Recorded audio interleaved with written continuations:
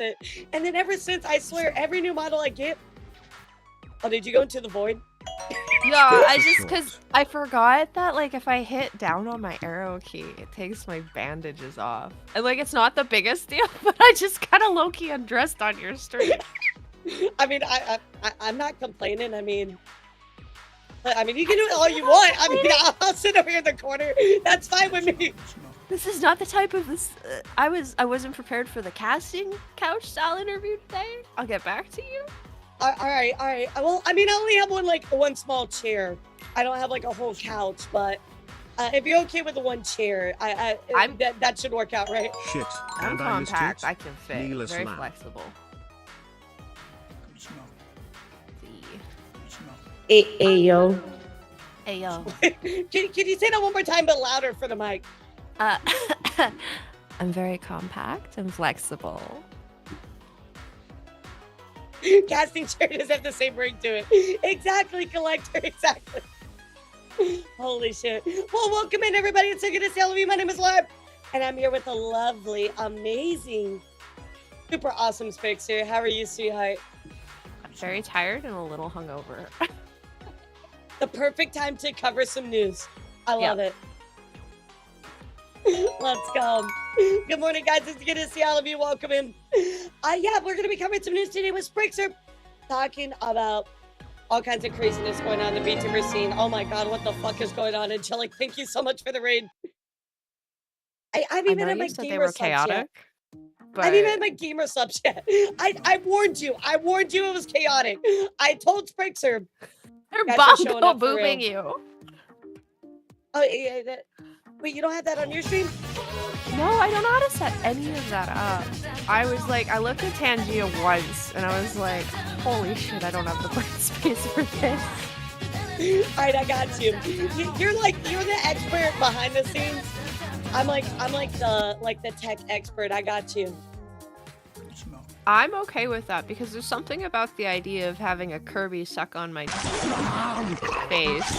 That I really like. I had to wait, no, don't wish that. Don't wish that. They're gonna make that actually happen. Okay, I'm no longer responsible for what happens to you on this stream. You wish that on yourself. Wait, no, can that happen to me here? Oh no, that can definitely happen to you here. Wait, no. Oh God, here we go. I take it back. Yeah, can you you might want to go into that little pocket dimension you got over to your left, because I think they're about to bring it. Oh! Nerds! What a dodge! What a dodge! At me. Oh, now they're gonna be trying off stream. It's tempted them really hard. Well, listen, here's the thing. Get good. Scrubs. I can confirm my chat is absolutely full of scrubs. Wow. You hear that, chat? Confirmed. Oh no, they deserve it. They bully me all the time. See, I don't know about your relationship with your chat. My chat bullies me and I bully them back. That's our relationship. Oh, my chat definitely respects me. They're very, very well behaved. They don't bully me at all. Not even in the slightest. We love each other, and I'm not reading this off a card right now, and I don't need help, and I'm completely safe.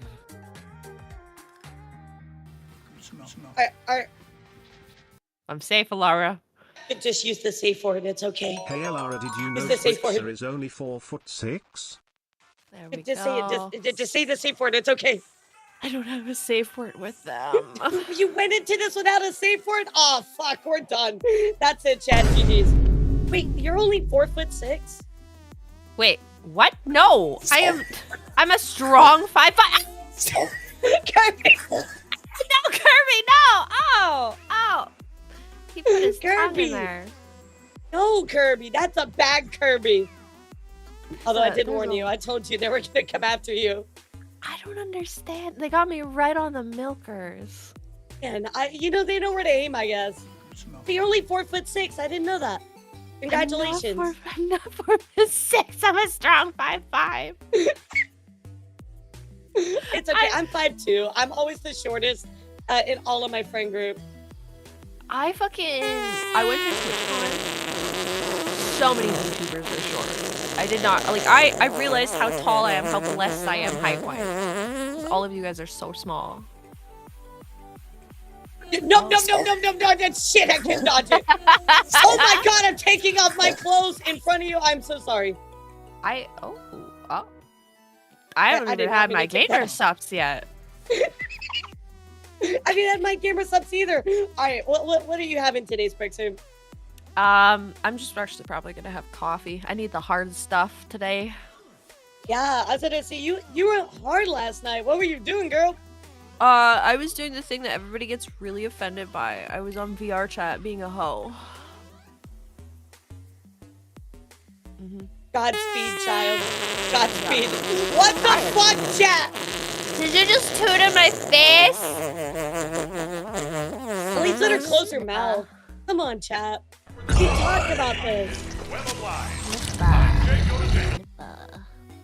And that's just Venom. Don't worry about it. He just kind of hangs out around here sometimes. Kind of seems like he's got a really weird kink, and I won't judge. Look, my kink is whatever Venom's kink is. I mean, if he wanted to stick his tongue all the way down my entire, like, guts, I would be okay with that. I know. Okay, so yeah, that's death. That's el-ara. That's death. You die. Worth it. Whoa. Very I worth never it. thought of it like that. Okay, Yeah, I mean, hold on. Come on, Well, think about it. I mean, now look that how you put big it that that way. tongue is. I mean, Okay, so here's my question.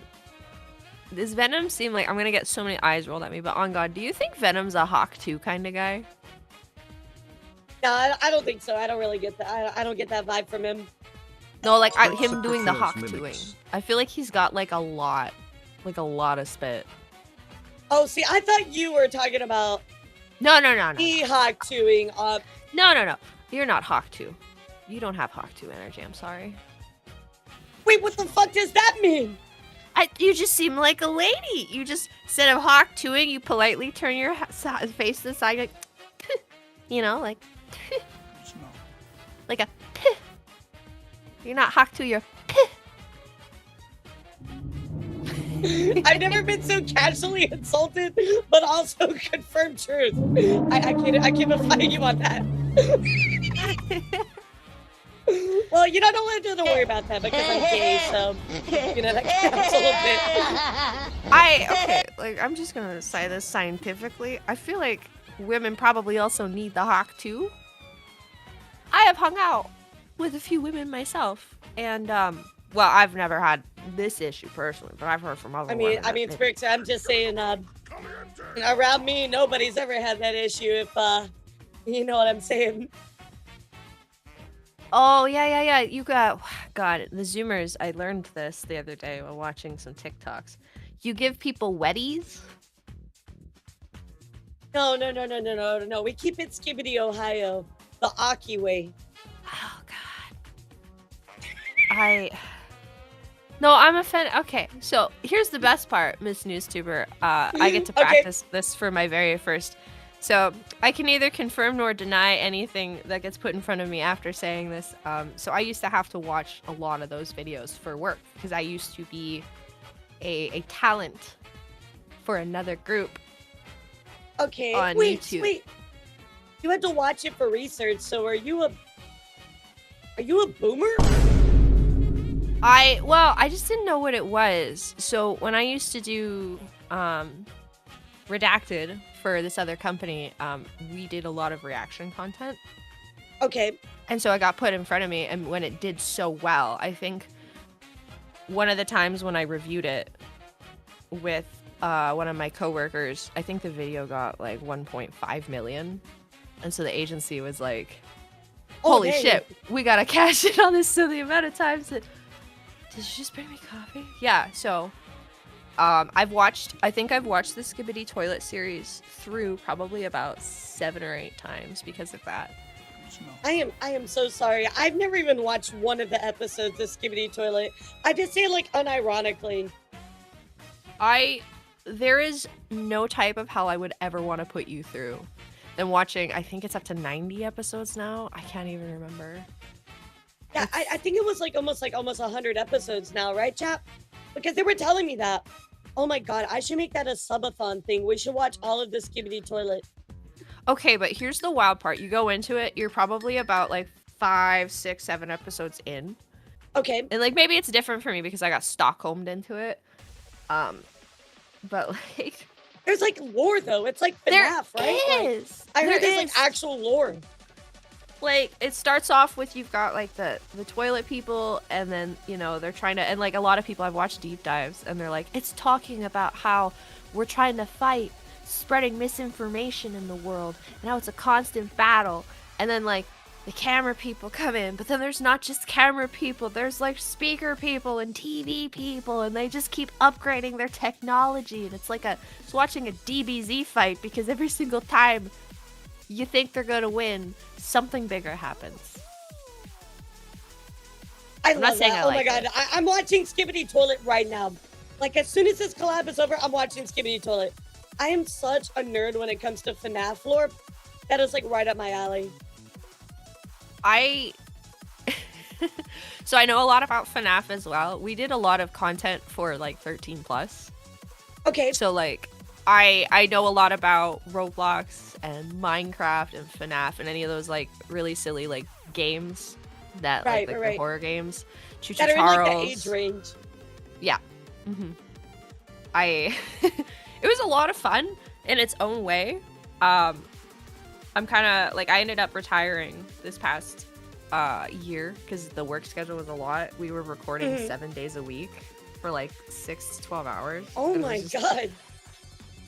Yeah. That's too much. Like, where's your work-life balance? It was really bad. And that's kind of what I told them. I was like, hey, I don't want to give this up, but if I don't, I'm probably going to die. So. Yeah, that is way too much. You know, I realize I'm so rude. You know, Sprix, do you want to introduce yourself? We just skipped right past that point. Just talking about Skibidi Toilet. Fuck. God, I'm always so bad at this. My name is Sprixer. I've been on the internet, like VTubing and streaming for probably about 4 years now. I got into it right at the beginning of COVID.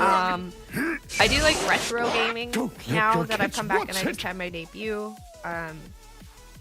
I play a lot of games. My biggest thing though that I do actually, you know what, I do know what I want to talk about. Thank you for letting me practice a lot.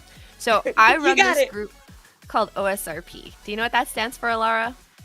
OSRP. Octopus sexy roleplay. So you got the last part right. It's one-shot roleplay. Okay, and close enough. I mean, it's like always the VR one shot with me, Ayo. Ayo? Backshots? That's not backshot roleplay. It's not. We could. Anytime. We could. But anytime. You know what? See me after stream. Yes, ma'am. Yes, ma'am. I'll come to the office right away. This is a special call-in. I'm gonna be sick tomorrow. Hey, Fuck. This is my 80. So I run this group. I've been running it for 3 years, and so what we do is we use VR chat, and we put on these really big, large-scale roleplay productions. So imagine a D&D campaign, but all of the players around you are real people. And so I've run a sci-fi based one.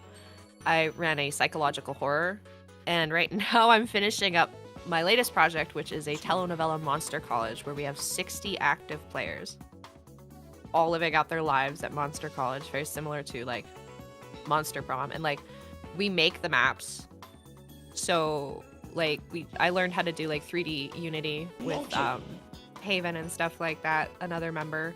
And we've got like a DM team, so like when we go and we do an episode, and these are really big things, like I was about to say that's huge. Like 50 plus people, that's like a movie set. Like running a movie. That's insane. Well, that's kind of the way I see it. So we call it one-shot roleplay because it's easier for people to like digest the concept, but it really is, because when we make the 3D assets and then we do the coding for it, and then we make the avatars, and then we have a Twitch channel for it. It's One Shot RP on Twitch, and we actually now have a cinematic camera, because before, when people did this and they were doing like VR chat stuff for roleplay, it was all through like the shaky like first person camera, and my brain was like, well, we're telling these really great stories, and like the camera isn't doing it justice. Right. So how can you get like a good system for it? Yeah. So One Shot is called One Shot because I get really, I don't want to say bored, but I love telling stories. So like we did the ATK one, which I don't know if any of your any of your viewers are gonna know what BattleTech is. But we did one based off of that. I love your outfit. Oh my god, thank you. I actually call it my food poisoning outfit. Because it always breaks my model. As you can see, I'm falling apart right now. Yeah. Wow. Yeah, I hope you like it. I'm literally dying on the inside. Yeah, I love that. Is it about robots? Kind of. It's about mechs. And so we did one for mechs. Then we did a colonial-based psychological horror. And yes, that's what I do on top of voice acting. My full-time job is production management and voice acting, and I just recently did voices for the new BattleTech, the MechWarrior 5 Clans game. I do a lot of voices for BattleTech. So what Sprixer is saying is that she's ultra talented, she's a badass, and she kicks ass every single day. Yeah, I don't know what it means to take a day off. I think I clinically am unable to take a day off. Girl, I feel that so hard. I have to ask Aya, when is the last time I took a day off? Because I legitimately cannot think of one. Yeah, I literally can't think of one. Never. Yeah, I was at the same.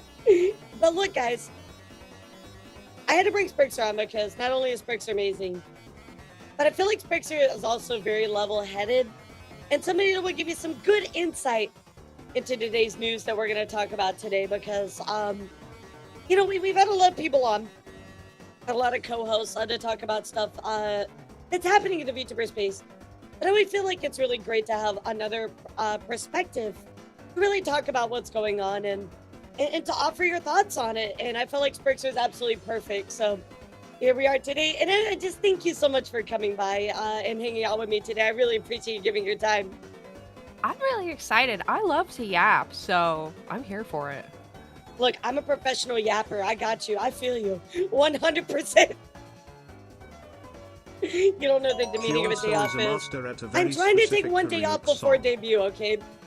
He's also the master of a very specific karaoke song. Oh, is it Never Gonna Give You Up? No. There's this Bad Dragon song called Horsecock that I'm really good at singing. Wait, there's a song called Horsecock.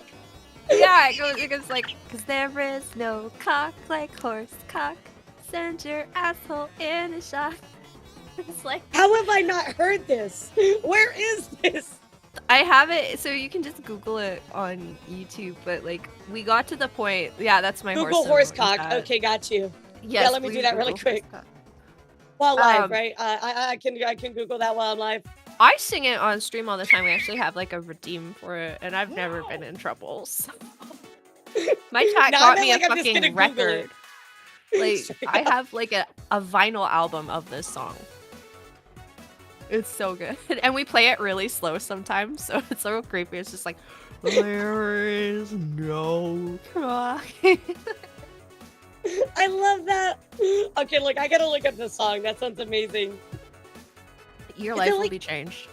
I was gonna say, is my life forever gonna be changed once I listen to this? Because that sounds amazing. Well, it's gonna be changed in a couple ways. On the one hand, you're gonna go, why is there a Bad Dragon song? Number 2, you're gonna go, hey, it's kind of catchy. Number 3, your chat's gonna go, oh, I see. Time for Elara to constantly listen and learn the song. Oh no. Alright, chat, I promise you will listen to it tomorrow. I'm not listening to this right now on stream. I need to like mentally prepare myself for that. You kind of do, because you're gonna hate how catchy it is. I was gonna say, if it's like life-changing like you're talking about, I need to prep myself for that, chat. I'm not ready for that. Let's add the pregnant Sonic. No. Oh my god, yeah, Pregnant Sonic! Now that's a banger right there. Pregnant Sonic! There's nothing wrong with Pregnant Sonic! Get some help. Stop it. Get some help. Like, I think Pregnant Sonic is the banger of our generation. Have you heard Pregnant Sonic? No, I haven't. I love that we're about to bond by sharing our really shitty, like, weird kink songs. So you know what? Perfect. I'm gonna send you Pregnant Sonic later. Okay, you know, I feel like I feel like this was like a mutual kind of coming to the table and talking about news, and I think there is a friend talking about news, and I think there is a friendship being formed in cringe right now. That's what I'm saying. We're bonding over really cringy songs. I love that. I'm here for it. This is what friendship and VTubing is all about, chat. Bonding over weird songs. I'm gonna get on stream tomorrow to play Donkey Kong 64, and then chat's gonna be like, Pregnant Sonic! Mom, we want Pregnant Sonic! Wait. Have you heard the DK rap but Sephiroth? No, wait, what? Oh my, okay, alright, I'm sending to you. Oh my god, I'm sending this to you. Please. You have to listen to this. It is the greatest song ever created. It's called The One Wing Kong. It is perfect in every way, shape, and form. I'm sending it to you right now. How do I not know that this is a thing? It is the most perfect song ever created. If you guys don't know, Sprixer's playing DK64 over on her stream. So I was watching her because you guys know I love monkeys, and I can't believe you've never heard of this song. I'm so happy with this. Like, there was few things I wanted to do after re-debuting, and I fought to get this Nintendo to work because I'm one of those people where it's like, I have to do it legally. Oh yeah, it was a nightmare because it goes like, how did you run that? But they're like, don't you rickroll me, chat! Oh, I'm so sorry. Well, it was, so Fred helped, he's in my chat, and he's usually, if I tell him that I want to do something, he's the type of person who can probably help me figure it out along with magic. And so we ran it through a converter. So we had to track down a converter, right. And then we had to put it through a capture card, and then you have to figure out how to power the converter just right because it likes a very particular type of power source, or else it'll keep switching. Oh, that is crazy. It was a pain. Wow, but at least you got it going so you can do like all the classic consoles. That's pretty awesome. So we should probably talk about the news because I don't want to admit that I had 7 adult men rickrolling me in my living room. Bertha, thank you for the tier 1 play. I'm sorry, wait a second. Just so I read this right. Put 6 adult men rickroll you in your living room at the same time on a couch? Okay, so now I do have to explain. I get really close with there could be a whole conversation about like what is parasocial and what is friendship when it comes to streaming, because I treat my stream like a giant Zoom call. Because I hang out with people on my stream and stuff like that. And so I got really close to some of my viewers. Okay. And I gotta get to the point. No. Very close, chat. So I invited some of them up to hang out one weekend. And so we were all going out somewhere and I can't remember. And I walked up the stairs to my house. And I was like, I'm gonna go get my mom jeans. I was gone for like maybe 3 minutes, Elara. By the time I get downstairs, all of them had pulled out trench coats. They put a Rick Astley vinyl on my record player and they were doing the dance. And I got rickrolled in my own goddamn living room. That sounds beautiful though. I love that. What are you complaining about? That's like my dream. That's your dream? Oh my god. Yeah, to go downstairs and for there to be 6 guys rickrolling me. I mean, that sounds awesome. I feel like personally, I want to move past the rickroll. What is after the rickroll? I want to ascend to the next meme. I'm done with it. I guess it's you get together forever. Like, isn't that the next step? That's like the next logical step in Rickrolling, right? That sounds good. I don't, you know I what? love Never mind, that I'll stay song. with Rickroll. Rickroll would never, right? I guess you get skibbity toileted. I don't know. Skibbity dibbity bibbity bap. I did teach Takahata what skibbity toilet was. It was really great. That's like my crowning achievement in life. Takahata's the bar guy, right? Yep. Yeah. I got that new model looking real good. Oh my god, it's insane. It looks incredible. I think we covered that earlier this week. It was awesome. This skibbity is real. This skibbity is real. All right, look, I very much enjoyed your Rickrolling. Are you ready to talk about some news today? Yeah, I got my cantaloupe. All right, awesome. This sounds great. Chat, everybody say goodbye to your channel points. Wave goodbye, redeem your, your daily milks or whatever. And let's get started, guys. We have a lot to talk about today. We have to talk about the return. I can't believe I'm fucking saying this. The return of Wactor. Wactor is back, chat. What's it going to talk about, B-Chat? The EIEN Project closure, and a lot more. New model debuts, all kinds of stuff. Very exciting. So, yeah, I can't believe Wactor is back, chat. I know. It's very shocking, but here we are today talking about Wactor. So, you know the story of Wactor, Sprixer? No, tell me. Okay, good. This is a great segue into Wactor then. So, guys, let's talk about the return of Wactor, chat. So Wactor was a VTubing company that actually were basically pretty much defunct. A lot of their talents left them, and basically they doxed several of their talents. Like literally just doxed them. Wait. Like, I'm sorry, I'm trying to wrap my head around this. Like, where they live, like names, like what are we talking doxing here? Names, personal information, everything. Ew. They just, oops, poopsie. We released all your information. My bad. Wow. Okay. All right. So the fallout from this, I'm assuming, was horrible. Oh, absolutely. This has become such a big thing in the VTuber community. Everybody knows Wactor. Like, Wactor is just one of those companies. Everybody's like, oh my god, they're horrible, right? Like, they're even past the point of being negatively renowned as Nijisanji. I mean, they're the worst of the worst, the farthest you can get on that scale. I'm still trying to process the doxing. Yeah, right. I'm still trying to process that. Right? Like you just casually dox your talents.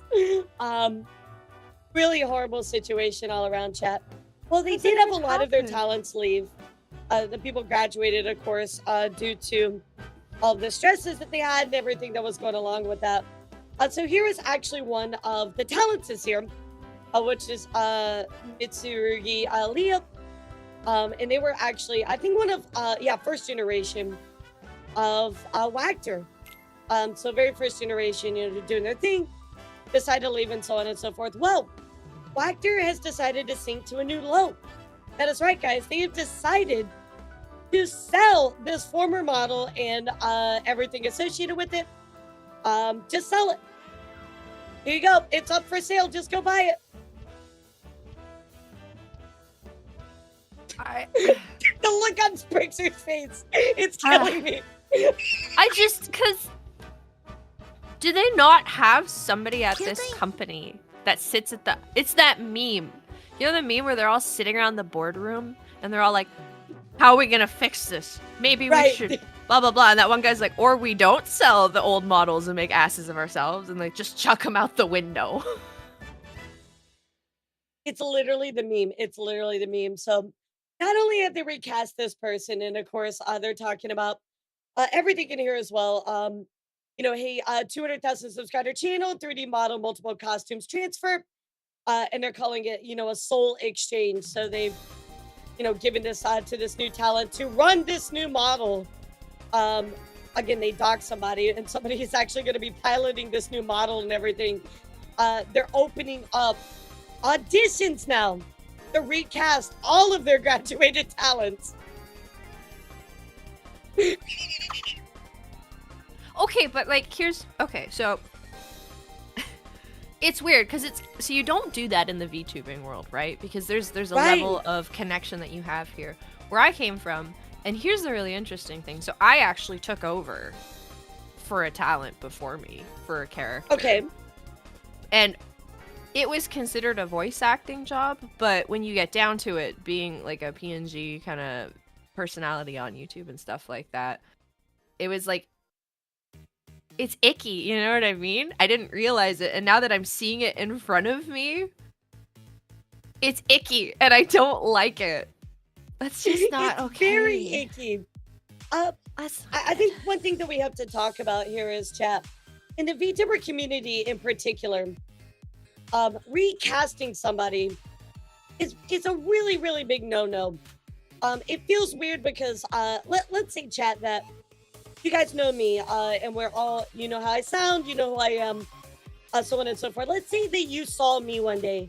I sound totally different. There's different mannerisms, everything. I'm literally a different person just using the same model. People do not want to see that type of stuff because they associate the model with a particular person, and that's really what it is, right? You're connected to that model, so it feels very low to want to not only recast all their graduated talents, you know, but putting this post up where they're just like, oh yeah, here it is, Soul Exchange, wahoo, like, I think it's weird that they're selling it too. So like Devil's Avocado here. So like before I became Miss Arcubus, I have like these two beautiful fox avatars. And it's like, what do I do with them now, right? And like, so I was playing with the idea of giving them away, not selling them, just so other people could have the opportunity. But that was kind of the thing that I was like thinking about. And you see it a lot on Twitter where people are, you know, reselling models or giving them away and stuff like that. And I don't think anybody ever talks about the other side, which is, I think it's a numbers thing personally. And like, just hear me out. Depending on how much interaction and how long you were using that model, I think kind of shifts people's opinion, because we see a lot of people doing this on Twitter and they don't really get shit. And I taking like the company side out of it, obviously, because this is just scummy. But it's like a moral and ethical issue. Yeah, because like I've seen people resell their models, I don't think twice, right? I'm like, oh, well, it's their personal model. Like, you can do whatever you want with it, right? Blah, blah, blah. But this one, it's like this person had so many adoring fans and viewers, and you're just gonna do them extra dirty like that?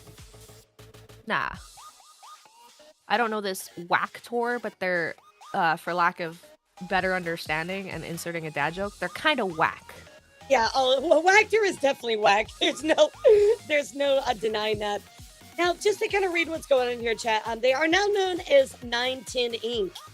So they have changed their name, obviously, to avoid a lot of what has happened before with all the controversies. Again, you know, arguably, I would say probably the most corrupt organization in the history of VTubing. I would agree with that. Again, they're opening auditions to recast other graduated talents. As you saw Leah here, this was put up for sale and recasted already earlier this year. So really, really crazy situation. I mean, again, just posting this like for everybody to see. It feels so scummy. It feels so low. I'm not even surprised looking at the history of Wactor and the things that they've done. But it's still sad to see it actually take place. You know, you can talk about this, chat, and be like, oh my God, no, a company should never do this. But here we go. Yeah, I will point that out as well, AJ. Thank you for talking about that. The former person that piloted Leah, I don't know why I'm talking to him like a Gundam user, but I guess we are Gundam users, right? I fucking love the idea of being called a VTuber pilot. Yeah, I kind of piloting my model. The former talent, of course, we talked about this a long time ago, AJ. She was like, yeah, I don't want anything to do with this. I don't want to know anything, you know, leave me out of this. I feel bad, you know, like, and again, I'm just drawing from my own personal experience here, but like, to watch that happen, to basically feel like who you were wasn't valued, and to lose that connection with your viewers, and then just have somebody basically, for lack of a better words, like skin walk away, and having to stand by, it like, is. that's gonna be really painful. To watch that take place. You know, Chad, this isn't like a situation where let's use Game Theory as an example where he passed the torch, that passed the torch to other people, right? They're upholding the brand, but it's somebody different. It's a different take. Very different than somebody just like, you know, basically pulling on your skin and walking around as you, but they're not trying to pretend to be you or try anything that's associated with you. It's like just somebody copying your face and that's it. They walk around and just, they are you, but they're completely different. It's very weird in most VTubing culture. And I think ethically and morally, there's an argument to be made. We pretty much look at this and go, yeah, that's a big no-no. You know what it makes me think? If they're willing to do this, because you know as well as I do, Elara, like getting into VTubing is not cheap. Oh, It makes absolutely. me wonder if they're doing it because they don't have the money to make new talents and new assets. Like they're scrapping together what they have because it would Probably. they should know that this isn't a good look for them. You know what I mean? The other thing that I do want to point out, which I think is important, is Wactor or 910 Inc. is a Japanese company. Not that this is any excuse or anything, but I think sometimes they operate differently than what we see normally done. I don't think this is the first time that I've seen where they recast a graduated talent or use old models and recast them. This seems to be something a little bit more done with Japanese companies. I know reported at least one or two that have done the same thing. That would probably be my take on it. I think it's a little bit more normalized there. Of investment, right? Because like Right. that rig's got to be what, close to 7 or 8K. I'm guessing lowballing it.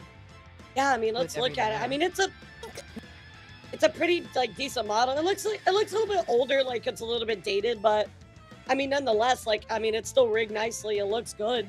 It comes with a giant account. You know what I mean? So, I mean, that's a huge account. That's a pretty nice account, yeah. Yeah, just to take that over and push out content that wasn't the prior talent stuff is wild to me. Ain't a 3D model. I mean, the 3D model looks really good. It does. You know, I'm gonna say this. I have to get it out of my head. I don't know what it is when I look at her like that. I know it's not, but for some reason I just keep thinking Merryweather every time I see her face. Yeah, I got the Merryweather colors. You're right. I think it's less they don't have the money, the more they don't want to spend the money. Yeah, I mean it's true. That's fair. Wactor got caught. I made a new post that disabled replies. Yeah, I had to ignore that one just because they took down the original one. So luckily I was able to, you know, find this one. I can understand the desire to reuse the assets from, like, I guess a business standpoint, because, like, again, like, if I talk about everything that I've got in my closet for my personalities for 4 years, there's a lot of money, and, like, part of you kind of feels like it was wasted because you're not still using it. So I guess I can understand if you want to blend that into a business sense, why just create a new one and spend more when you have that, right? And consider it a loss. But either way, I think that these companies are really, really disconnected with the emotional attachment that VTubing forms. It's people can love a TV show and people get really frustrated when you recast their favorite characters. So why would you assume that when there is a very personal and emotional connection, especially with like idol culture, that this would be okay at all? Dumb. Overall, you're absolutely right. Unfortunately, like you said, I think people look at this as more of a it's like, oh, you know, it's reusing assets, which at the end of the day, yes, your talents are everything you own with it is an asset, right? But like you said, it's very much about emotional attachment. It's more than just you know, a product at the end of the day when it comes to VTubers, you know, running these models. So it's really unfortunate. I really hope that, you know, almost everybody knows that 910 Inc. is Wactor. They are, of course, recasting those graduated talents. I do really hope that, they know about it and are aware, because that's, imagine getting sucked into that. That has to be so scary. I just hope that if anybody does end up in that position, because whatever choice they're making, maybe they're uneducated. I hope that the VTubing community will treat the new talent of this Wactor company with kindness, because they might not know, right? Education first. Like, don't bully the people that might just see it as a good opportunity and not know the story. And Twitter does that a lot. So my only concern is the new talent is going to get absolutely shit on and not realize what they stepped into. I hope so. I was just taking a look here at the virtual YouTuber wiki just to kind of look at all the stuff that they've done here. But of course, here's the part where they dox their own talents. A lot of emails kind of be sending back and forth trying to get some information back from Wactor. Really, they had no responsibility in actually doing anything or helping with these talents who are going on break. But I mean, you can just see there's multiple times where they dox their own talents. I mean, it's really, really sad. How that happens. Like, yeah, how do you I'm actually dox talent? I'm gonna link you this just because if you want the whole history of Wactor, there's some really good YouTube videos on it, and of course you can check that out if you want more of the written form of it. But yeah, just absolutely crazy. I mean, definitely has to be probably one of the worst VTuber companies ever out there. Absolutely crazy. Which AJ, I mean, I knew they did hire minors. I think overseas that is more acceptable. As we've seen from Nijisanji's Hunger Games version of their VTuber agency school. So it does kind of depend, right? But yeah, there's definitely some pretty damning stuff. So go check it out, chat. And that's the history of Wactor and what's going on with them. But very interesting to see them come back. I never would have guessed that in a million years that they would be popping up, or at least trying to pop back up. Very wild. It's ballsy. I'll give them that. Yeah, I think at the end of the game, yeah, it is, Carrie. It's the Hunger Games. It's the strongest survive. That's literally what it is. So, yeah, that's it for Wactor. But we're going to talk about another company which is actually defunct, and that is the EIEN Project. They are now officially closed. I think this one is more, yeah, more sad more than, bad or anything. I think this was pretty much a pretty well-renowned company that a lot of people, really enjoyed. They had some talents that I know that I've seen collab with some of my friends as well. So here, let me change the window. You can actually see what I'm looking at. Oh yeah, I'm reading. You got it. Okay, perfect. Yeah. The letter reads out, guys. Thank you so much to our community members who have been supported and our talents over the last 2 years. We regret to inform you we'll be ceasing all operations on November 3rd. So we have about almost 2 weeks. It's been difficult to come to this decision, but we've decided it would not be feasible to continue operations and support our remaining talents. What do you think, Spriggs? I think that, I mean, we were kind of talking about this before the show.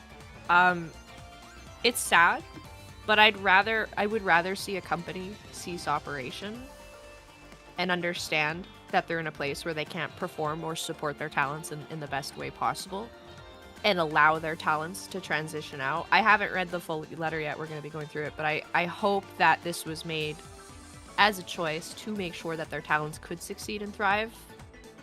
Because it's hard to say, and we've talked about this, people who start VTubing companies do not understand how hard of a business it is to run.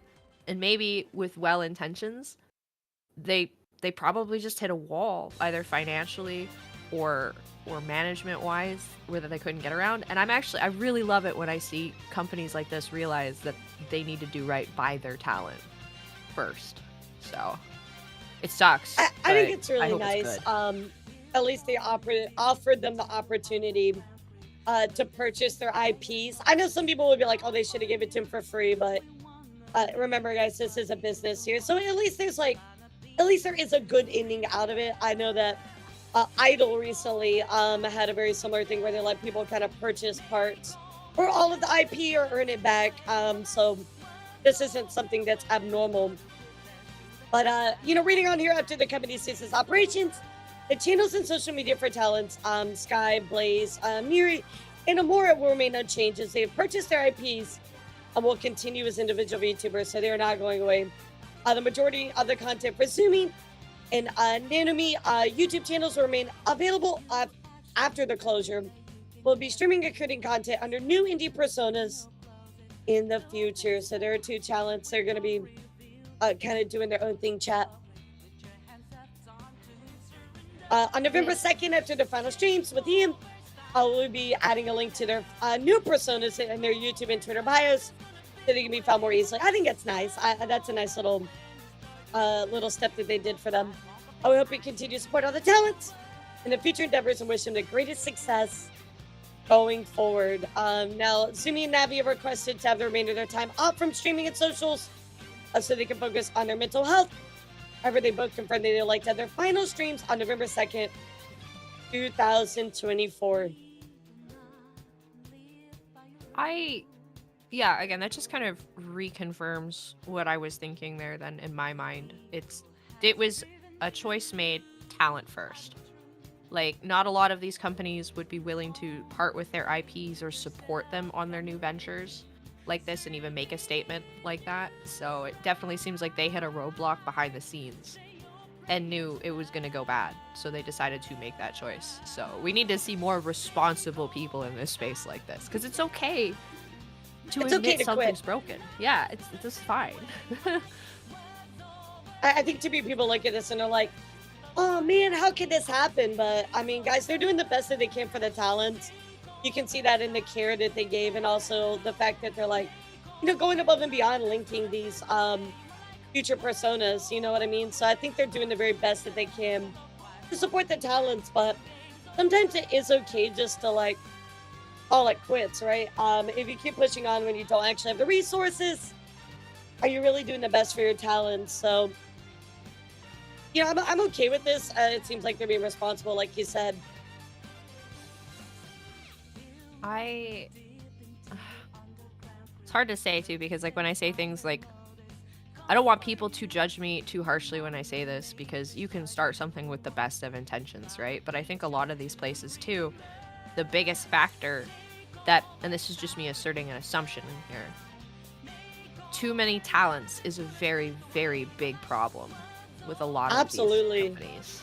I sometimes wonder if, and a lot of these agencies assume, well, we have to have a roster because everybody has a roster. But you have to remember that Vichiban, the one with like Rose Doodle in them, like they were a group of friends that didn't do like a VTubing group for the longest time. Like they built themselves up. Even VShojo had a very small roster in the beginning because, you have to think about the amount of money that goes into managing, recycling the content. And it's not even just editing a video. It's time to go and get the video and cut the video. And then there's the merch sales. And that's the time the girls are streaming. And then on top of it, it's managing the Twitter and the creative consulting and stuff like that. And then you have to times that by like, how many talents did this agency have?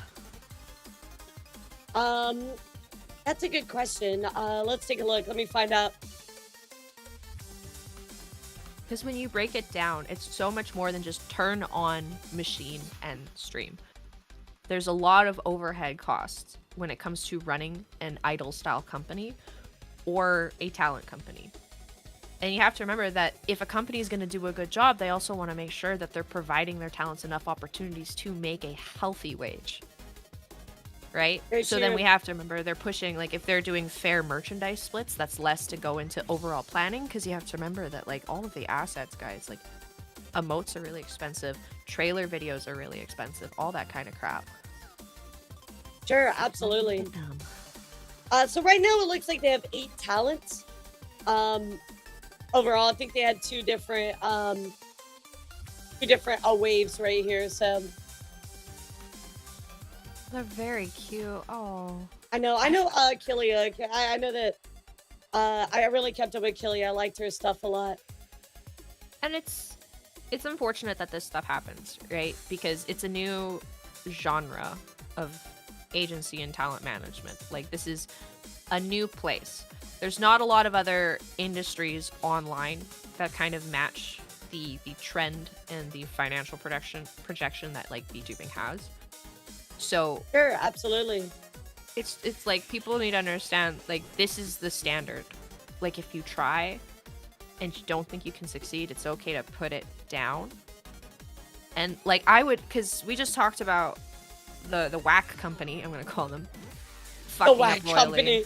coming back, right? But it's like, I don't think anybody would be upset then, because these guys parted so gracefully. If they figured out the sauce, right, the recipe, and they came back, I think they'd be accepted a bit more, because they went, hey guys, so we took some time off and we looked behind the scenes and we think we can do it again this time with a better plan. Like, I think that'd be better received. Absolutely. Really quickly, I did want to point out, thank you so much, chat, for bringing it to my attention. It just looked like Kyoharu actually said that she wanted, yeah, thank you, Mango, I see it there. So I think we'll hold off on covering the V-Trash stuff till I can speak with her directly or anybody else. So thank you for bringing that to my attention. Mango, who else was that? Chicken King, Zesta, Chloe, and Monarch. Thank you for bringing that. I see the tweet now, so thank you so much for that. So I think we'll hold off if you're okay with that, Sprixer. Oh, I'm just here to talk about anything. I have Word. no skin in the game. I think it's appropriate that if people convey their comfort levels, that it's respected. So absolutely. And guys, that's very important to me.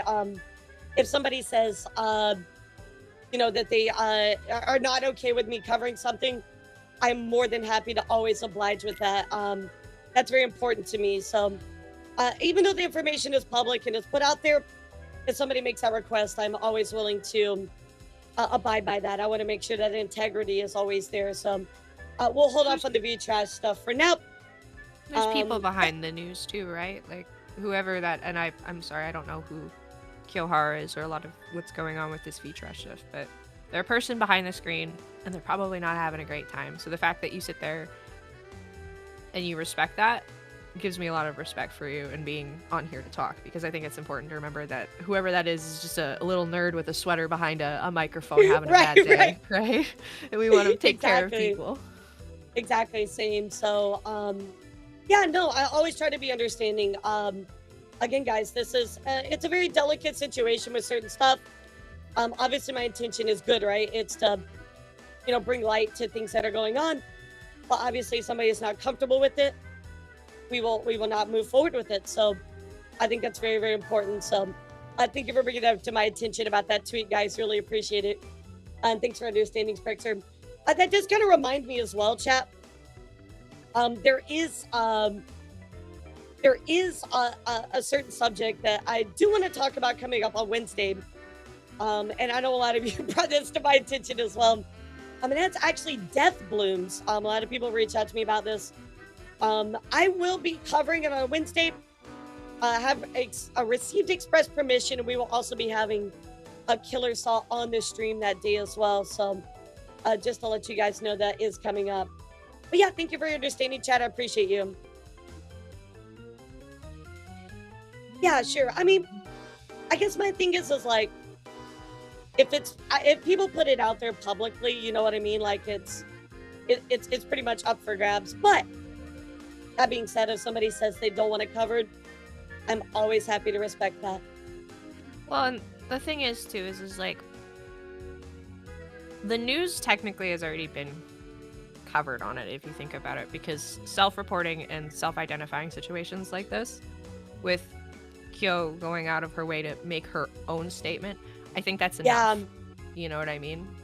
Like, not everything has to be digged over. So I'm cool with putting it down now, and I'm glad that you guys brought it to our attention. Yeah, thank you so much, guys. I appreciate it. Well, that's the case. We talked about EIEN Project. Or no, I didn't finish the tweet. Oh my god, I got distracted. So let's go back to this one. So regarding their undelivered Donathon awards, they did say that there are a couple that haven't been delivered by several of the talents. They did say EIEN Project will continue to assist the talents to support the delivery of those items to their fans after the closure to the best of our ability.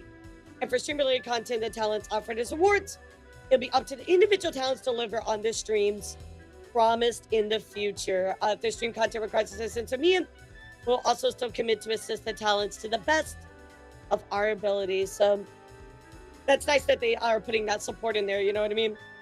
Yeah. Well, I'm sure that there's a lot of love that went into this project. It seems like this is one of the few companies that was built with that mentality of for VTubers, by VTubers, you know what I mean? So there's probably a lot of really good creative energy and friendships that were probably formed behind the scenes, and to let somebody down that you've started to care for, it doesn't feel good, right? I think at the end of the day where they're like, oh, you know, we're closing down. Like, yeah, it sucks. I really hate that for them. But also at the same time, like, I think they're doing the right thing for them. And even though that hurts a little bit, right? At the same time, like, they are doing what's best for them. They have their best interests at heart, you know? I think what's important now is, yep, every really good book has to end, guys. So you got to spend the time that you have with them. Appreciate it. You got to go to those final streams. You got to watch the socials and make sure you find out where your favorite personalities are going. You know, if they're staying under the same IP, or pay attention to the ones that are going to hang out as indies. Like, just, you know, it seems like nothing's really changing for a few of them in that respect. So just continue to love and support your Oshi, you know what I mean? Yeah, absolutely.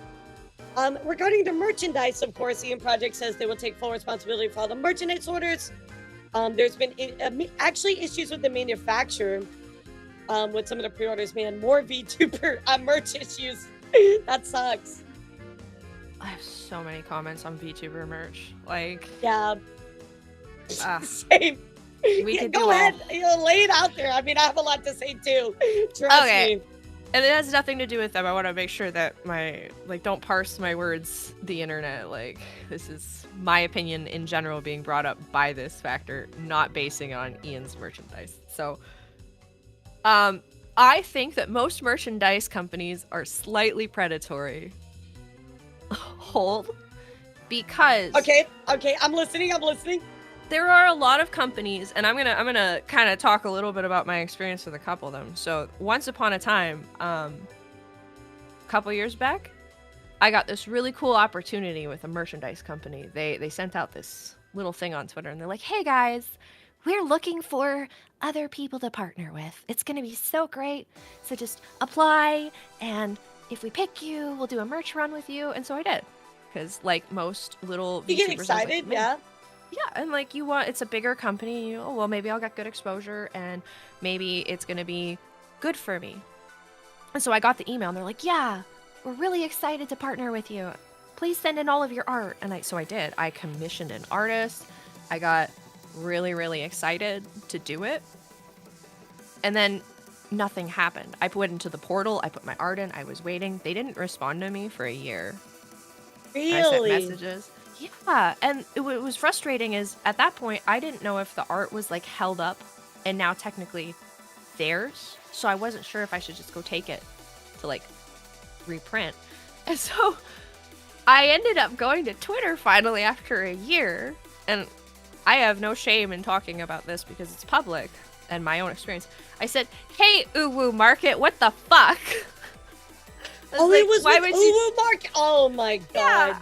I was like, what the fuck, Uwu Market? And then, so instantly, a lot of people came out of the woodwork, and they were like, yeah, me too, actually. What the fuck? This was a while ago. This was before they apparently fixed their shit. Right, so right.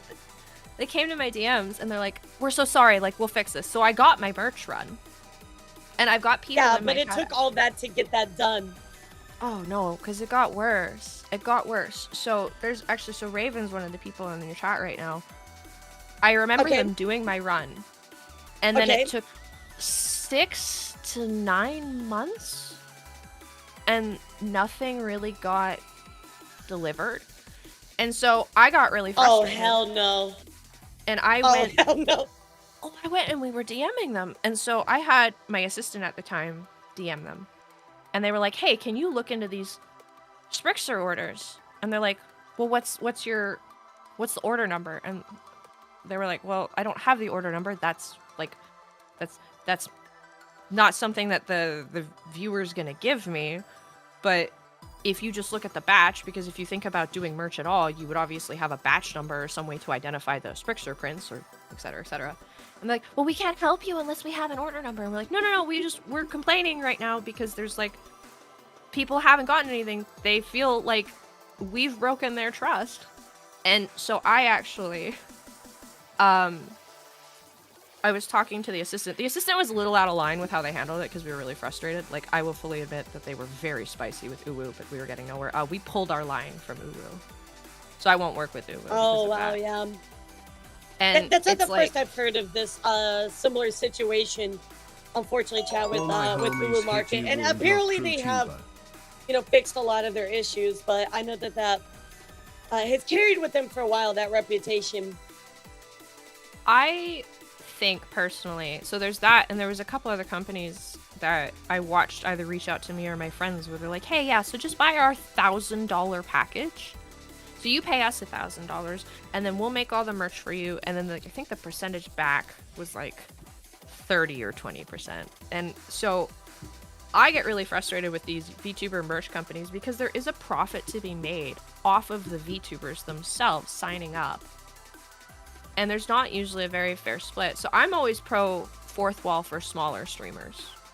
I'm pro fourth wall for the littler guys, because you go to somewhere like VGen, you work with a trusted artist, you buy your commercial rights, you work with that product.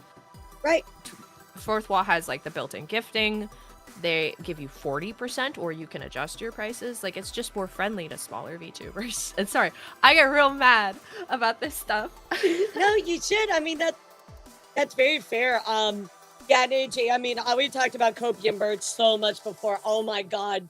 All the stuff that they did about, same with Amelie. I know so many people have had issues, but, funny enough, I was actually Uwu Market, had a very interesting interaction with them during my time that I had pushed out some stuff where there was like significant delays. And so ultimately, really, Uwu Market was what inspired me to start my own VTuber company along with Aya. Aya, runs everything with it, because you just looked at the state of VTuber merch and we're like, this isn't right. Like, it could be so much better. And so that's why we decided to do our own thing, because really we were just really disappointed with the current state of how everything was. Wow, and I think that's the proper way to look at it. So, like, I think we've gotten, a lot of advancements. I slapped a fly and I hit my mic. You're good. I think that happens a lot in a lot of industries, though, is we look at something and we go, well, I can do that better, right? Or I can see the flaws because I'm on the outside looking in. And to say this right now, so my statement about Uwu, like, I'm also pro change, though. So if they're doing really good and they're making other people happy right now, that's awesome. You know what I mean? Yeah, we have to acknowledge that. Between how my assistant talked to them, because I have to take ownership for how spicy my assistant got, and then, but that, like, there's no trust left anymore. You know what I mean? And with how quickly that they're pumping stuff out too, like, I think that's and because you run a merch company, maybe you can fill me in on this. I get nervous when I repeatedly see them going, I'm making merch for X and I'm making merch for X, because I have to think about how big of a delay I had when they weren't pushing out so much. So it's like, if they're constantly doing new batches for new people, well, what's the wait time like? Like, do they have the production scale? So I get nervous about that. I think they might have the production scale, to be honest. I think they have a lot of stuff in-house. And really, I think their thing is just quantity. I don't want to say like quantity over quality, but they do work with so many creators. Their stuff is up like all the time, like year round. So even if just like one is ordered, they can kind of like pump it out. But I just don't really like that model. I would rather like work with less people and make just really good stuff and call it a day. You know what I mean? Like, I think for them, it's more about they're going to make that money through a large quantity of stuff by having so many creators. There's just a little bit here, a little bit there, a little bit here, a little bit there. That's what I assume their business model was like. But, I'm not in a Uwu Market. I can't confirm for sure. It's a weird market to get into, because when you look at smaller VTubers, right? And like, if we talk about from a business perspective with like consecutive views, and you look at financially how much money being a smaller VTuber brings in traditionally. Even myself, like I would consider myself like a middle of the line VTuber, like in the little middle soft spot underbelly. I don't sell a lot of merch, and I'm not ashamed to say that. Like I don't. So it's like, at what point, where's the loss and the gain at that stage? Like, if you're not constantly seeing like merch sales like every week, and I'm even saying like 1 or 2 things, I don't think you need to partner with somebody like Uwu because of like how the operation is handled, because there's a much bigger risk with breaking trust with the few sales you make when a producer has so many people they're taking care of. You know, like with you, it looks like you handle less people, and I consider that a good thing for the smaller VTuber, because I'm not gonna risk the little bit of sales that I'm doing on being ignored because I only have a few prints and I'm not the money maker and I'm not the cash cow. And that is an assumption, not a statement. Sure. I mean, we work with less people just because not only is it more manageable, but you know, at the same time, like for us, like quality, I think is the most important thing, especially since we're starting, right? We want you guys to get really good quality merch and you're happy with it and it looks really good. So we would just rather like take the time to be able to work hand in hand with the people that we work with and know that they're really happy and they're pushing out merch. We're able to push out merch that's just really good quality. Like we're also able to do lower minimums because of that too. Where like as a lot of places are like, you know, for instance, like if you want to get like a makeshift plush made, right? Like you normally have to get about 180 to 100 units sold to get your plush like funded, right? For us, it's a lot lower. It's only like 40 to 50. And we're only able to do that because, you know, we're working in a tighter restraint, right? So plush are a hard one, but I think at the end of the day for us, we just want people to be able to have the opportunity for merch. I mean, yeah, we want to make money, but I mean, I think it's important for people to have opportunities to do something maybe you didn't have the opportunity to do before, and actually like you know, be invested into it together, not just as individuals.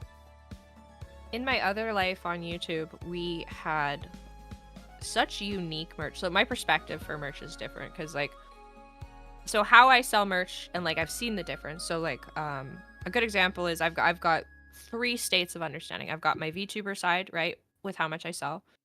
Then I help Drumsy, I'm his production manager, so I've seen merch sales from a creator of his size. And then in my past life, where our channel had about 10 million subscribers, I saw the merch sales from that as well. And so there was just this defined difference of how much attention we would get. The amount of plushies I have, Elara, above my desk with my face on them, and we did pants, I've got jackets, we did tie-dye kits, like, you name it. Wow, you did it all. Like, you had all of it. Oh, yeah. That's crazy. Yeah, like, I'm talking about it the best I can at this point under my NDA. If I sound familiar, I don't. No. That's my statement. You're good, sweetheart. You're totally good. But it's like, you can move units with numbers like that, and it doesn't, like, there's a certain degree of respect and quality that kind of goes downhill as well, I find, because it's just get it out the door, and I don't like that. It's too much. Yeah, exactly. Yeah, exactly like you said, Toph, what you need and, you know, what you can get. Those are definitely 2 different things, right?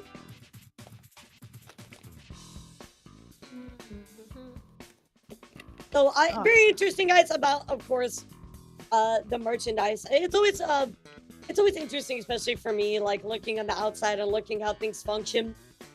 And also like what people want out of merch. Sometimes people just are like, you know, they think that they can sell a lot, and I think that sometimes VTuber merch is a very interesting, like you said, culture, because VTubing as a whole, like if you look at the grand scale of things, it's really not that big. I think people think of like merch as like, we all want merch, right? I think it's like a personal kind of achievement, but it's not always right for everybody to have merch either. So I think that's a discussion that's always interesting to have, but that's a very business discussion that we have quite often. Like, Because, like, I'd have to say this, like, Elara, just because, like, a VTuber thinks the design is good does not mean it's going to sell. Like, there is a... Just because you're like, oh, this would be really funny because me and my chat joke about being mommy milker lovers. So if we just made this big shirt that said, I love mommy milkers, it's like, it's actually probably not going to sell. Because as funny as it is, those jokes are left for the internet. Who's going to wear that shirt in public? Exactly. You know? There's so many considerations when it comes to that. Yeah, and it's an uphill fight too because, you know, it's one thing for people to tune into your streams, right? It's another thing to pump out like, you know, $100 worth for somebody's merch. Some people can't afford that. Some people can't do that.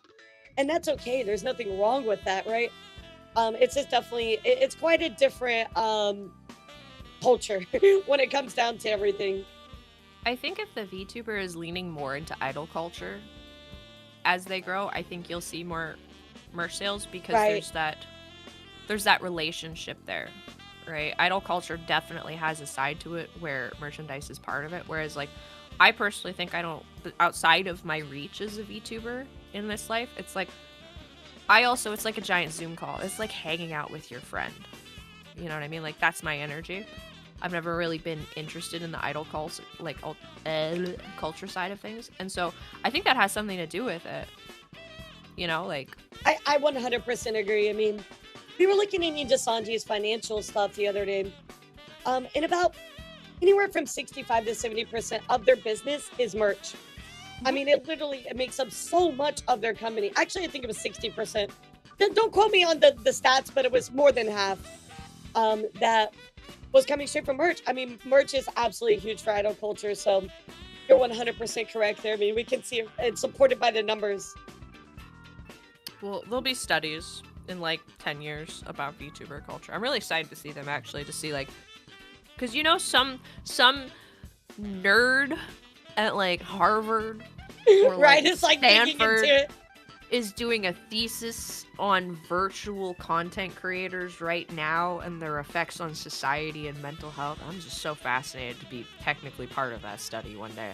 I think that's going to be amazing. I'm really looking forward to the future of a lot of stuff going on. I'm sorry, I'm going to remove part of the title here with the V-Trash stuff since we're not going to cover that. So. Yeah, probably wise. Thanks for bringing that to my attention, chatters. Again, I'm always happy to respect anybody if they don't want something covered. More than happy to always oblige that. So thank you for bringing that to my attention. So anyway, guys, EIEN Project goes on to say, you know, thank you to everybody. Thank you to community members for their passion, love, and support. And just thank you to the talents, watching them grow. Seeing their creativity, passion, and hard work bloom into something amazing was awesome. Thank you to everybody and all the memories you made together. They will remain a part of your everlasting narration. So you can reach out to the admin at EIENproject.com. If you have any questions or anything like that or any follow-up that you want to do with that, guys. But that is the end of EIEN Project. So what do you think, chat? But besides it's sad, I mean, I always hate seeing these talents lose that support. But, you know, they are going to be doing their own thing. So I would say overall happy ending, question mark. It's melancholy. Like, it's like when you graduate high school. You know what I mean? Like, it's scary because you're moving on and you don't know who you're going to be after. But it's also kind of hopeful and uplifting to know that you're still kind of walking through the world with more knowledge than you started. So definitely. I love that mindset. But there you go, guys. Yeah, definitely one of the better endings. Actually, selling the stuff to them. So I think that's great. I'm going to change this window here for us, Brixer, because I'm going to be showing a lot of videos coming up. So I wanted you to be able to actually like hear it. Yeah, I want you to be able to actually like hear it. Oh yeah, I should probably turn it up. Yeah. I'm eating my melon right now. I'm sorry.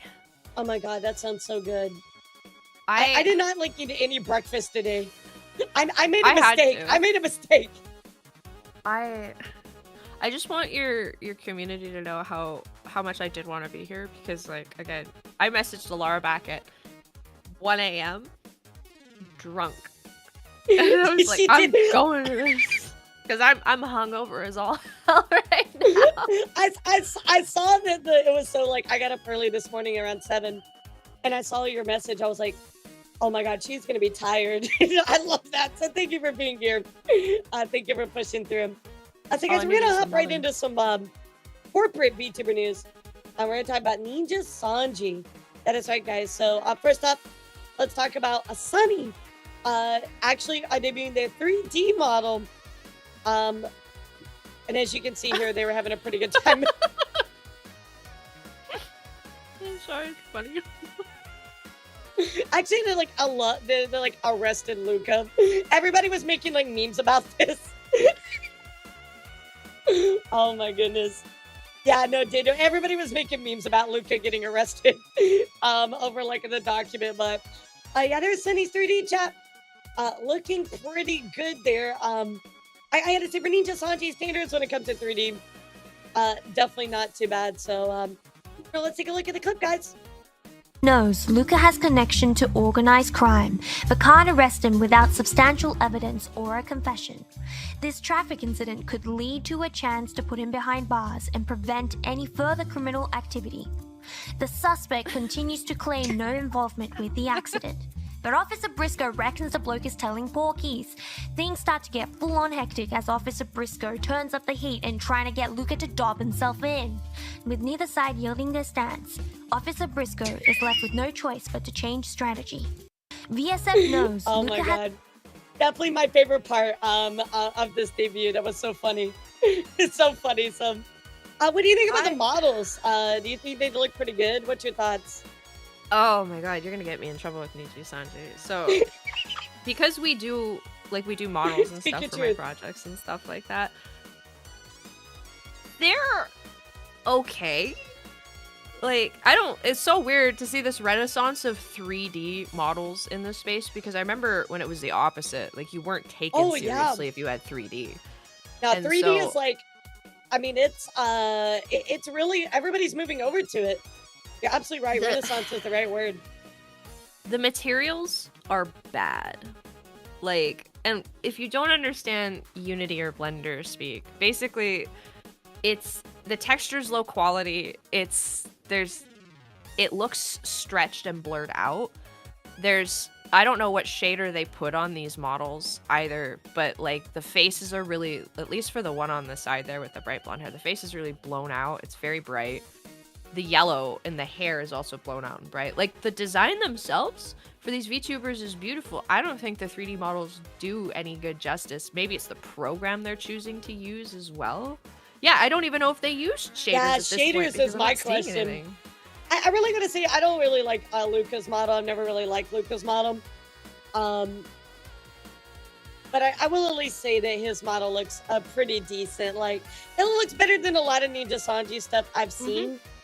So I will at least give that to Sunny. That, yeah, well, you know, it looks better. It looks better. Luca's the one in the suit, right? Yeah, Luca's the one in the suit. Lucas. So Luca's looks more balanced. Luca's, like, at least color-wise, like, maybe it's because of the simplicity of the suit with the pinstripes and everything. It's okay that it looks a little blown out. But on Vox's model, it's just like so really simple. Tell. Yeah. Like, you can see how flat this kind of looks like right here. Like, they did something in Substance Painter, and I'm happy for them. But it's like, I don't know if they just didn't render the mesh or like the texture well, but it looks blown out. Man, I'm gonna have to show you some screenshots of the Nijisanji concert, because if you think this is like not so great. Well, and it's like, I guess I'm just surprised, because like, if the biggest thing that I think matters is if the VTuber's happy with it. So if they're happy with it, then it's a success. But I'm surprised, because Nijisanji is supposed to be this big company. I just expected more out of their 3D product. You know? I agree. I mean, for such a big company, look at Hololive's 3D models on a much better quality. Much better quality. Okay, my official comment, it's alright. It kind of looks like I would find it in MMD. It's mid. Thanks, Superstar. Appreciate it. So anyway, guys, let's keep going here. We have a little bit more to talk about. Nijisanji, and I told you guys we'll follow up that aside. Scarlett actually debuted her brand new goth model. Oh my God. Goth model. I love it. I love the new hairstyle. This is probably my favorite for her. God, okay, but just okay. You probably can zoom in, but I'm a sucker for beauty marks and that well-placed mole on her titty. Right there, chat. Fucking sending me right there, now. Chat. Oh, it's just so beautiful. One of my favorite things that I love so much is Bex. Bex actually has because she went through breast cancer, she actually has put a scar on her model for it, and I love that so much. I think it's so beautiful. I have just the utmost respect for those two. I had the wonderful opportunity to do something with them once, and just the energy that they put out into the world. Like, you never see them complaining, you never see them shilling negativity, and life has given them so much to be frustrated with, and all Seriously. they do. And they just kept pushing through it. Bex and Solon are like national treasures. I love them. I was actually, so when I was at TwitchCon, I was really confident to talk to a lot of people.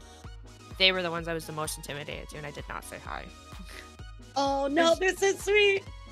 They had mom and dad vibes, and I just like they were talking, and I didn't want to interrupt, because like, you know, when you go to a group and everybody's talking and you don't know you don't know them and you want to say hi, and they're like, I was like, no, they won't remember. I was like, and I walked away. Oh no, they're so sweet. You gotta walk up to them next time. You gotta do it. Mom, Dad. Come on, do it. You can do it. We believe in you. We believe in you. But there you go, chat. Here's Scarly's new goth model. Looks really, really good. Yeah, I don't know what to say besides bark, bark, bark, woof, woof, woof. I think we have to talk about the rendering and the detail on that dress, because it's so simple, but in the best of ways. Like, yeah, you can actually see the fabric stretching. I mean, it's gorgeous. The best thing about a lot of these bigger VTubers that I've learned, and I'm gonna be a little spicy, here's my hot topic. They do so much with so little. Their outfits and their designs are so simple. Like, they don't overcrowd their design, they don't overdo it. And like, she's just literally got her hair in pigtails and she's in a dress. And she's already slaying way more than any of the models I've been seeing on Twitter lately. Absolutely phenomenal. It's gorgeous. The hair looks really good too. I don't think we talked about that. The hair, actually, the detail on the hair is really nice. I like it's the double dots under the eyes and the dot on the titty. Like, I call it. That's why I have so many. Like, if you got up close to me right now, you'd see all my skin sprinkles, is what I call them, my freckles. I love body impurities. It's just bark, bark, bark, bark, bark. It's a great outfit. So there you go, guys. Here's Scarly's new goth model for the rest of the season here. And now, guys, I do want to talk about this really quickly. I did want to talk about Elara, Elara, sorry. Elara Pandora's, about you all day. hey yo. Wow. Elara Pandora's birthday stream chat. Now, unfortunately, things have been not looking good for Nijisanji. As you know, her viewership was only here around 1,700. Not necessarily the best for such a big streamer. As you can see, guys, everything going on with Nijisanji has really affected her viewership in particular, especially with all the stuff that happened with Doki's past life. So not looking too good over here on the Nijisanji side of things here, guys. I mean, I'm gonna be less political than that. This is talk shit, get hit, Nijisanji. Like, you did bad.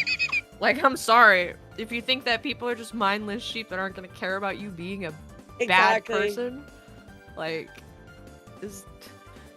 you get what you put into the world karmatically.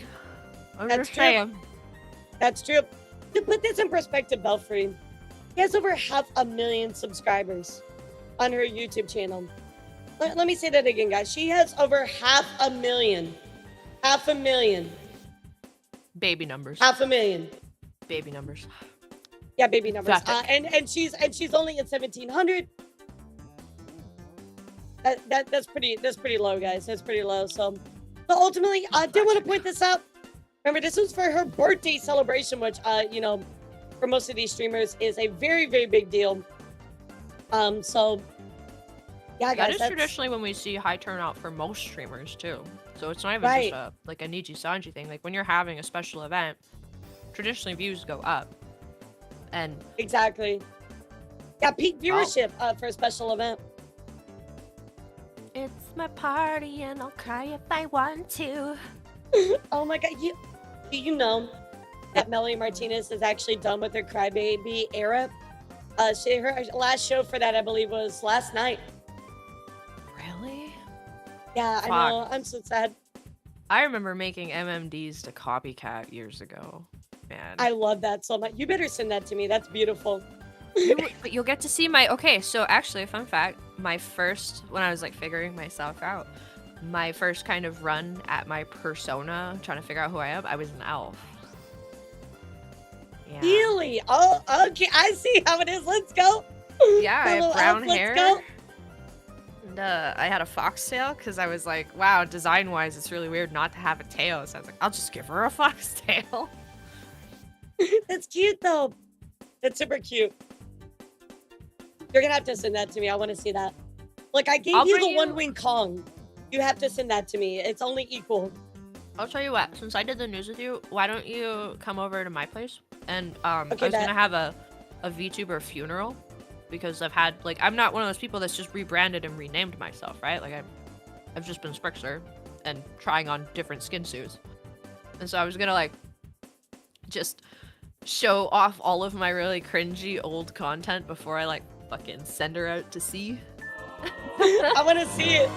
Valfrey, thank you for the 10 gifted. What the fuck? Thank you so much. I appreciate you. Thank you, cutie. Valfrey, Valfrey, Valfrey. Oh, I forgot. We do have a special sub goal today, guys. If we hit 50 subs, I will do an Alien Discord movie night. I don't know if you know this, Brixer, but I hate Alien. I am so afraid me of too. xenomorphs. They're trying to get me to okay, play see, the it makes fucking sense, Alien game. Well, I have like a fear of like, so it's weird because I did like the whole roleplay thing, but like I don't like Right? space, and I don't like the concept of aliens, especially like the little gray men. Fucking bump Okay, the sure. shit out of me. So no, I'm all for it. No, fuck that shit. See, I had to play Alien Isolation so many times. Nope. It is literally horrible. I It will is the not. absolute worst. Because you're alone half the time, too. I don't want that. Oh my god. If I'm gonna play a hate it. horror game, I have to be with people. I'll see. Chat forces me. They bully me into playing scary games by myself, especially in Oh, VR. I had to play Alright. fucking Five Nights at Freddy's in VR. It was horrible. I tried that once, a couple years ago. I think there's like a clip of it. I got to the starting screen, Elara, and then because I was so scared something was gonna scare me on the starting screen, I just broke down crying in VR. I was like, I can't do it. Oh no! I was like, I can't do it, Chad. I can't. That's so sad. Oh my gosh. Okay, Toph, you gotta send that my way. Yeah, you gotta send that my Armor. way. You're braver than I am.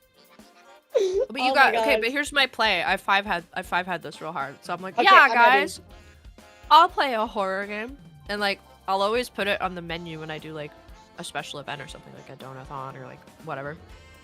But I take a look at what we traditionally hit donathon wise. I always put it just out of reach because then it's not my fault.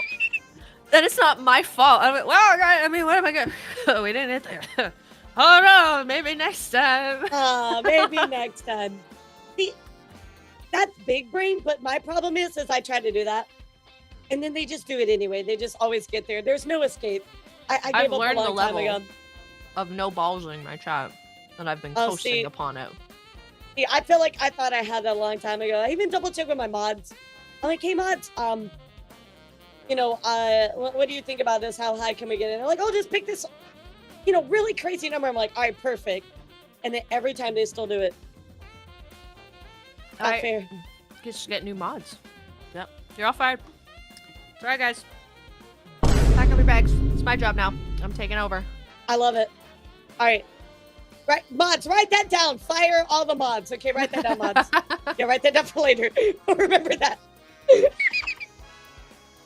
Oh, goodness gracious. All right, chat, let's get over into some Hololive news. I promised you some more corporate news.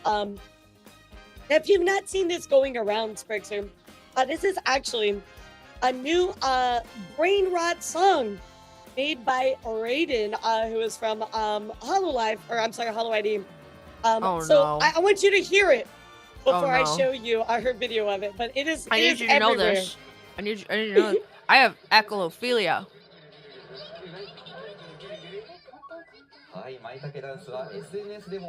The brain rot is everywhere.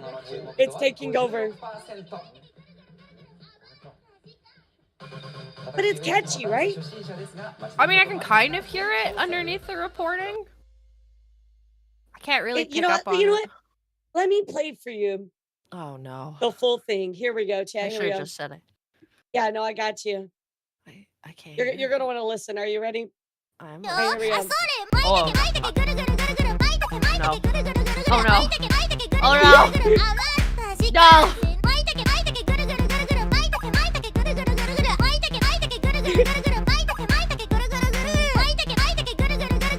Oh, fuck me, bro. It's stuck in your head now, isn't it? Yeah, no. I need to link to that. This is the brain rot, chat. This brain rot is everywhere, and everybody has been reacting to it. But of course, coming from the lovely Raiden, on her channel, she has started brain rot that is going viral in Japan. You gotta love it when Holo has that type of influence on people. That's amazing. It's so good though. Like, it's just so simple and catchy. It is. And it's in Holo ID. I lied. It's Regloss. Still under Holo, but I can't remember the name of the group. It's Regloss. So he is I so know cute, nothing. by the way. I love assume, her. like, there's like a Hololive. Because here's the beautiful thing. So I'm a VTuber, obviously, but I don't know a lot of shit about like the idol culture. So like when you say Hololive to me, I go, "Is that the one with the shark?" And they're like, "Oh, shark. Hololive with the Regloss," and I'm like, "Are they selling lip gloss? What does that mean? Like, what's happening?" And they're like, "Oh, it's just a different division." I love Sprix. Division of what? I what love do you it here. mean? And they're like, "It's a generation thing." And I was like Zoomers? And they're like, "No, Sprixer, there's other people other than the shark." Yes, there's other people in Holo okay. And then I just kind of my eyes gloss. To be fair, I did not know a lot about this until I started doing more news related stuff. So like it's been like a year of like learning new things for me. So don't feel bad. There's a lot of stuff I didn't know about. And honestly, I wouldn't know about this unless I kept up with it. I don't feel bad at all. This is just gonna be fun because now I get to like invite you to come over and then you can show me pictures of these VTubers I'm supposed to know and I can just tell you what I think they're called and what agency they belong to and I can guess. And every time I get the wrong guess, I have to eat like a spicy bean or something. Okay, that sounds wonderful. That's already a video in the making. I love it. Done. You heard it All here right, first, done. guys. Done deal. Well, we got some good news as well for Raiden here. Is she actually had a hologram released for her. So let's go take a look at it, guys. I don't know if you've ever watched the holograms, but they kind of give you like a little insight into their characters. They're like these really beautiful animations that they do for a lot of the characters in Hololive. So here you go, guys. Beautiful. Let's take a look.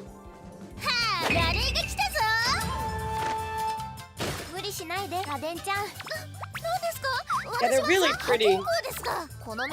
Yeah, wow. 白髪と同様ダークネス異端児として生を受けたものなのじゃよ。そうだそうだ。いいんだよラデンちゃん、真面目な常識人でも。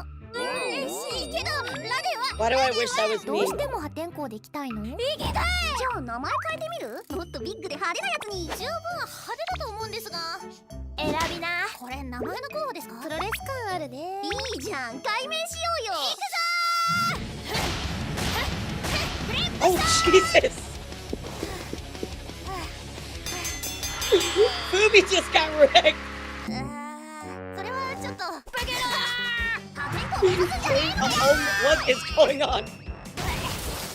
Why is the first one that we show Sprixer literally the most wild one? This is like the craziest one. This is the best way to get me into it. I'm liking it. I mean, normally they're a little wild, but not this wild. This is a crazy one. I love it. さすがだね。ってことは解明したらこんな感じ？重風艇ブレーンバスターグレート DDT ブレーンバスタージャイアントギャラクティカパワーボムスープレックスの超好き。ラデンがなくなっとる。紹介ページ更新したよ。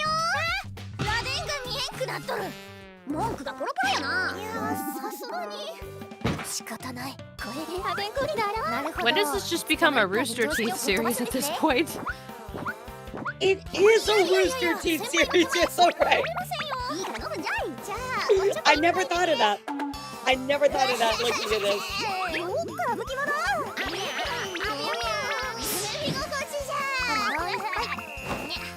ここらでやめときましょう。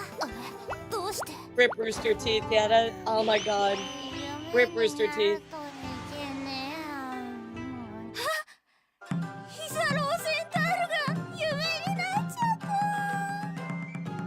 That's like my nightmare.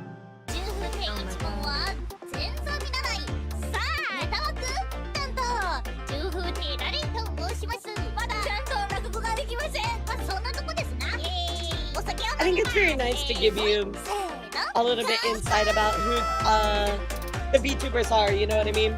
I really want to do lets this you know, now. Right? Isn't it so cool? I want to make one of these. This would be fun. It's gorgeous. She's nice, but I've already learned who my like big fancy Oshi is. Oh, And who's your Oshi? I think my Oshi, because I'm still learning. I think she's a Hololive member. I don't know. Did they just do a British release? There's a girl named Elizabeth that I really like. She got red hair. Elizabeth Rose Bloodflame. Yes. Arby. That's my Oshi. Yarby's your Oshi. That's a great Oshi. Yeah, that's her. I mean, really, there's nothing wrong with any Oshi. It's your Oshi. But Yarby is amazing. Yeah, very based. Very based. She's super cute. But yeah, guys, there is Raiden's hologram. I didn't really know a lot about her. I know that she had like a huge account. But it's nice to learn a little bit about her. So she seems very, very cute. Pretty. That's such a nice and unique design. I really like it. It is. It's like, I don't know why, but it like when I look at a VTuber, I never think anime character. I don't know why. Looking at her, she looks like an anime like character, like the main pro tag's like side girl or something. You know what I mean? Like it looks like an anime character to me.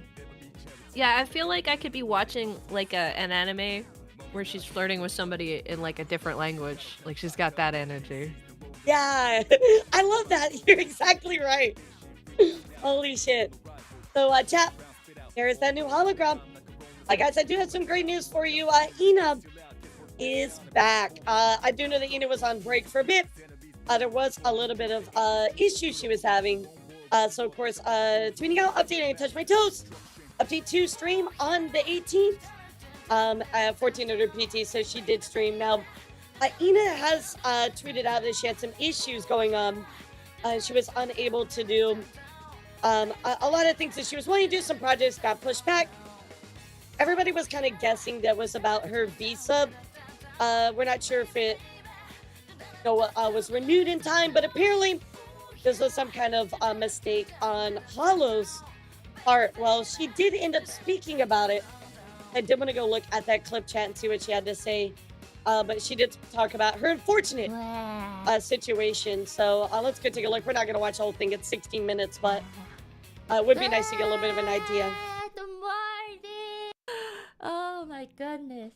I forgot how to stream. Oh my goodness, I forget how to speak, how to talk to chat, how to stream. That's me if I take a day off. It feels like it's been so long. It's me every day. OBS just doesn't play ball. Too long. OBS never plays ball. The worst part is, it's like I was just getting motivated to stream for the entire week. I was hyping myself up, and then that happened. Oh, that's so sad. Oh, God, this really shows me right now. Very like, inconvenient. so many of us, like timings. indie VTubers, go all out. And this is the Just simplest setup, the simplest avatar. I don't know if I can say And it's that all about the much in personality, right? detail, because it's a very It is. I mean, situation, even though especially for Ina's me, but I attached have to such a say, big company, On the bright Nonetheless, you're side, right. It's very it was simple, very lucky it was just simplistic, me but that, you know, her had the personality just problem. It carries would have been everything. the same if anyone else was there for a short amount of time as well, I feel like. I like Yeah, her little hoodie. It's just very unfortunate. Yeah, the personality is much more important. Timing and stuff. I think It's that's very unfortunate because really the true whole for reason more of me being there modern in person VTubing. was because When of something VTubing first that became I've a been thing, it was literally definitely planning and scheduling the and novelty working of it, towards right? Like, oh for my god, there's a basically the VTuber. entire year. And in hindsight, I feel like when I made the first tweet, I was kind of very disappointed and frustrated with how things had to be because it very well could have been prevented if I feel like the parties involved could have done a better job. So basically, chat, just to kind of nutshell it for you here, a lot of her projects got canceled. A lot of things she was working on got canceled. And that is because her extension was actually, I guess it was denied. Here, let me double check here again. I think her extension was denied. Yeah, her extension got denied and she had to go straight home because she was living in Japan. So obviously she had to go back home, reset up everything. So apparently Holo had not filed stuff in a timely manner, or it was something on their part. Just really, really unfortunate. I don't think anybody's mad about it, but it's really, really sad that it happened nonetheless. That's gotta be really stressful. Like, Absolutely. living in a country and then them going, look, the paperwork was late. You gotta go. And you're like, what do you mean? You I gotta live go here." home. You gotta go. Go where? Not here. Yeah, Fuck, I'd be basically so mad. that's what it boils down to. Obviously, you know, Holo is her business and they have to do stuff to renew her visa for working there. You know, she goes overseas. Unfortunately, the extension was just not continued, chat. So she is good. She's back. Hope. I do believe they're working on that. So, yeah, Japanese bureaucracy can be like super intense when it comes to stuff, especially like that. What I mean, it's your visa, right? Your work Yeah. visa. It's a very important thing, and it's only very strict anyway. I know that, like, so I should clarify. I'd be mad at the system, not at Hololive, if Right, this happened right. to me. That's got to be really like, maybe I'm digging too deep into this, but like I always think about like the emotional side of it. Like, could you imagine packing up your entire life, taking time off of something that is essentially your job, and then traveling away from your friends and your support system to go all the way home? Like, it sounds silly, but I hope she's okay. I have no idea who she is, but I hope she's doing okay mentally. I do as well. That's so stressful. Sugar Lily, thank you for gifting. And I say this in all sincerity. Fuck you. Thank you for 22 gifted subs. I don't want to watch Aliens. Stop this. Have fun. It's Enjoy okay. your We're not quite there. We're not quite there. It's okay. I'm safe. Do you guys think if like a chest alien went into Elara, it would get lost in her bones? Like, it wouldn't know how to get out. Like, it would try to burst out of the chest, and it would keep taking wrong fucking turns. It'd be like, oh no, this way. Oh no, this way. Did I'm you just dead, get I'm milked? dead. Oh yeah, you don't go in a milk bottle. No, see, I really like the shark rebrand because I get to scream, I'm chumming! So, no milk, just chum. I'll be expecting that exact phrase later. I've actually been tempted. Now, obviously, as a girl on the internet, I pull, right? I pull. Oh, I've been absolutely. tempted. I can feel your riz emanating from over there. You go? I feel like I gotta check on something. Don't mind me. I just gotta. Okay. Top and Sugar Lily, thank you for the subs. Hey yo. What are you doing over here? Oh no, too far. Well, I'm in a milk bottle. Do you want to sip? Yeah, I kind of. Let me. Yeah, I got you, girl. Here you go. Just take a little. Open right up. You ready? Yeah. I don't know why the milk bottle is filling by giving it to you, but don't worry about that. I don't know where you're putting it since it's behind me. I think I just got a milk enema. Stop giving chat ideas. I don't like that. I'm giving you a reach around, you know, just giving it to you from behind. You mean a cream around? A cream around. Write that down. Emo. No. Bad. You did this to yourself. You did this to yourself. We knew you did this to us. You said these words. Chat is gonna be begging for more shit. I have this problem where like 90% of my like clips is like I say shit before thinking. I think one of my clips is sort of like I love shit in my mouth, and like I was trying to say like I like eating, and like I have an oral fixation, so I like to chew on things. But that was apparently how I decided to say it one day, and now they never let me live it down. Girl, I feel that so hard. I do the exact same thing. We're talking about like something like somebody called me a boob, and I was like, well, I am what I eat. And I was like, oh fuck, why did I say that? I mean, to be fair, boobies taste good. We were taught this as a child. Boobie tastes good. That's true. I don't know why we stopped. Obviously, boobie equal life. Actually, no, that never stopped. Everybody still thinks that. Boobie equal life. Shut up, Wyatt! Don't you put that in my chat. What the fuck, Yobi? Mods, where are you? Yeah, I'm Yobi. My character reference is hiding under... Elara made me wear the shame sweater to school. No, I swear I didn't. Elara made me wear the... Look, just take off your clothes. It's okay. Do you want me to take it off? I'll take it off. Yeah, take off your clothes. Do it. Take them off right now. Right there. See, Chad, it's fine. It's fine. It's well within TOS. It's all good. This is what my underside looks like, chat. Just don't press the button. It doesn't come with a costume change. Wait, what is that button from? This is Reboot. I come from the net. From systems, Twitters, I didn't know and Milk memes and boobies to are this part place. of the news. Twitch. My format, Sprixer. To mend and defend. To entertain my newfound friend. Her hopes and dreams. To defend her from her enemies. Did you just come up with that on the spot, or is that like a copy pasta? They say the viewer watches streams, and it takes part for pleasure. No one knows for sure, but I intend to find out. Reboot! It's an old show. It's a really old show.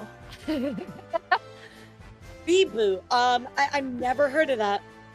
It's Reboot. I kind of. It sounds fun though. It sounds fun. I literally like a boomer show. Like, how old is it? Yeah, I kind of doxed myself on my hag maxing. Kind of doxed myself a little. It's really old. As a kid. I don't know when it was. Boomer show? It in the 90s, I think it was in the 90s. Maybe. I don't know. Tell me you're a 90s Canadian kid. Shut up! 1994. Oh, Reboot. You meant Nijisanji concert. Yeah, no, I can see the quality here. Yeah, wow, this looks just like a Nijisanji concert. Oh my god. Wow, this is great. I should definitely watch this. Yeah, this looks good. Listen, Did they charge you $100 to watch this though? No. Oh. It just took a half an hour of my time. I'm just saying. 1994, holy shit. I wasn't even like, close to alive. I was very little, okay? I wasn't like, when I watched this, like, it was rediscovered media to me, okay? Like, yeah, I remember Reboot was on for a while. It doesn't mean I was like 20 watching it in 1990. Oh my god, the graphics on this are like beautiful. Bill Nye the Science Guy ancient. How dare you? I love this. It was this and Cyber 6 that really had me through my hardest of days. Oh, this is crazy. I gotta watch this, chat. Remind me to watch this. That's actually super cool. You've unlocked something for me to watch later. I think it's been such a good collab. I've learned so many things I need to like watch and do. This is great. So, you know how I told you, like, so now you know that I'm old enough to be your stepmom and young enough to be your stepsister. And Okay. so you can tell that obviously I'm cultured. I'm into hag maxing. Now, I want you to understand how silly it is that the internet thought I was a Zoomer for years.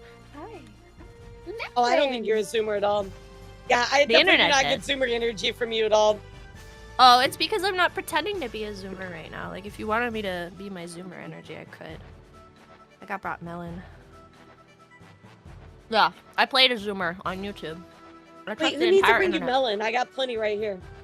Oh, yeah, for anybody that's simping. That was my husband. He brings me melon. Yeah, get wrecked, nerds. That's right. Her husband has melons. Mm-hmm. How about that? Yeah. Brixer is taller than I am. I'm the short one. What are you talking about, King? She's my stool. She's my seat. That's right here. I'll get in position. Here you go. Yeah, so what I do... Oh, okay, hold on. Wait, maybe I can do this one. But can I leave my face? Actually, I'm gonna wait, sit no, let down. me put my chest. That's probably a little bit more comfy. You know, extra a cushion. Look what I can do. Marking my territory. Rubbing my butt on it. That's what dogs do, right? Yeah, they pretty much they just kind of like rub it in there real deep, you know.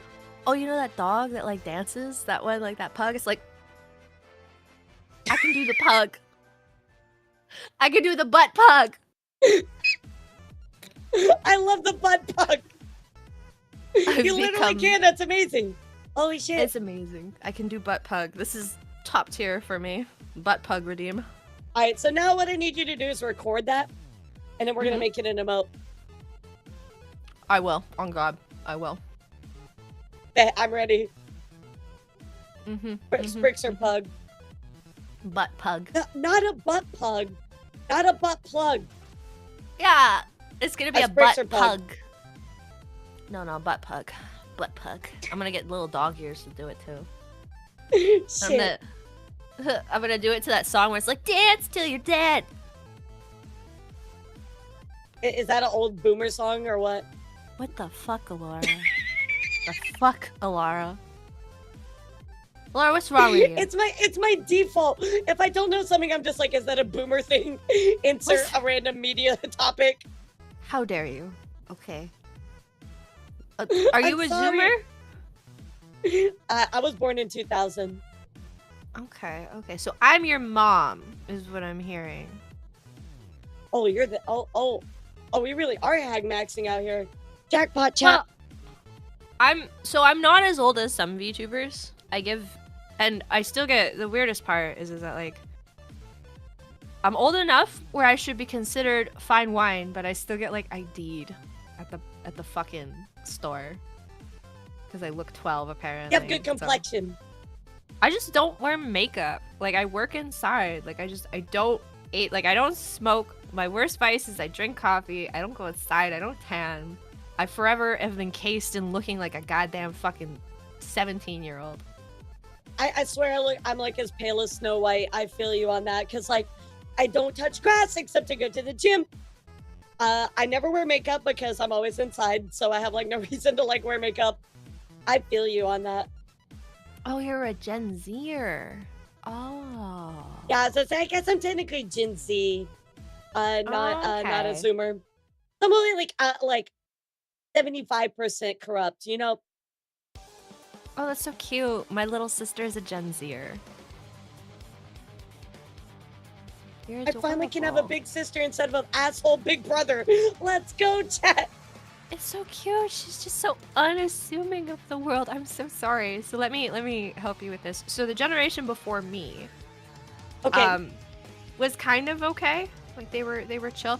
But the generation before them fucked everything for both of us. So don't expect. Damn it!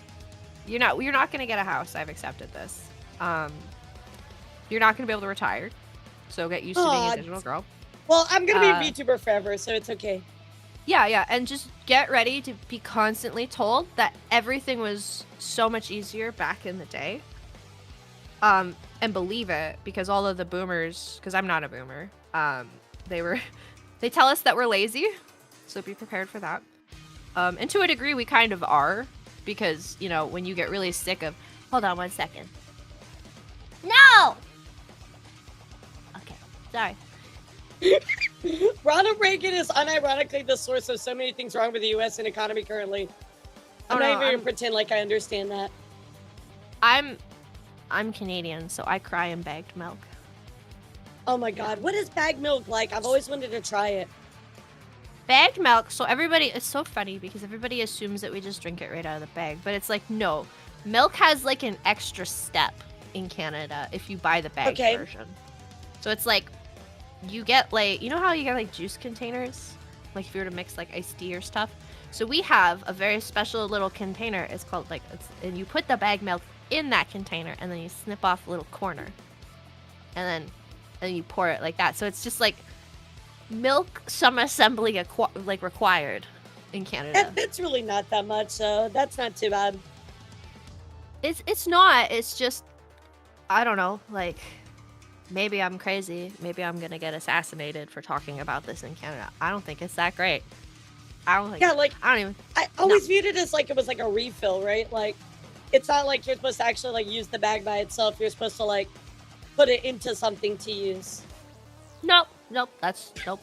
It's, you use the bag. Wait, are you telling me that you're a fake Canadian? I'm not fake. I'm just saying that bag milk is dumb. And like, I think all the other Canadians in chat are losing their mind right now. I'm not fake.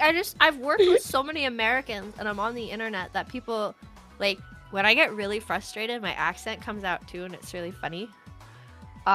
But I sound really American, and I spend a lot of time in America too, because like when I do voice acting and I do a lot of like my jobs and stuff, like I travel for work, and I don't know, Makes man, sense. Canada sucks. Wait, say bag. Bag. Oh yeah, you're Canadian. What? How do you say it? Bag. Bag. Yeah, you say it like bag. It's like a big A in it. You're definitely What? Canadian. I'm saying your it the same giveaway way word. you're saying it. No. Very Canadian, right, chat?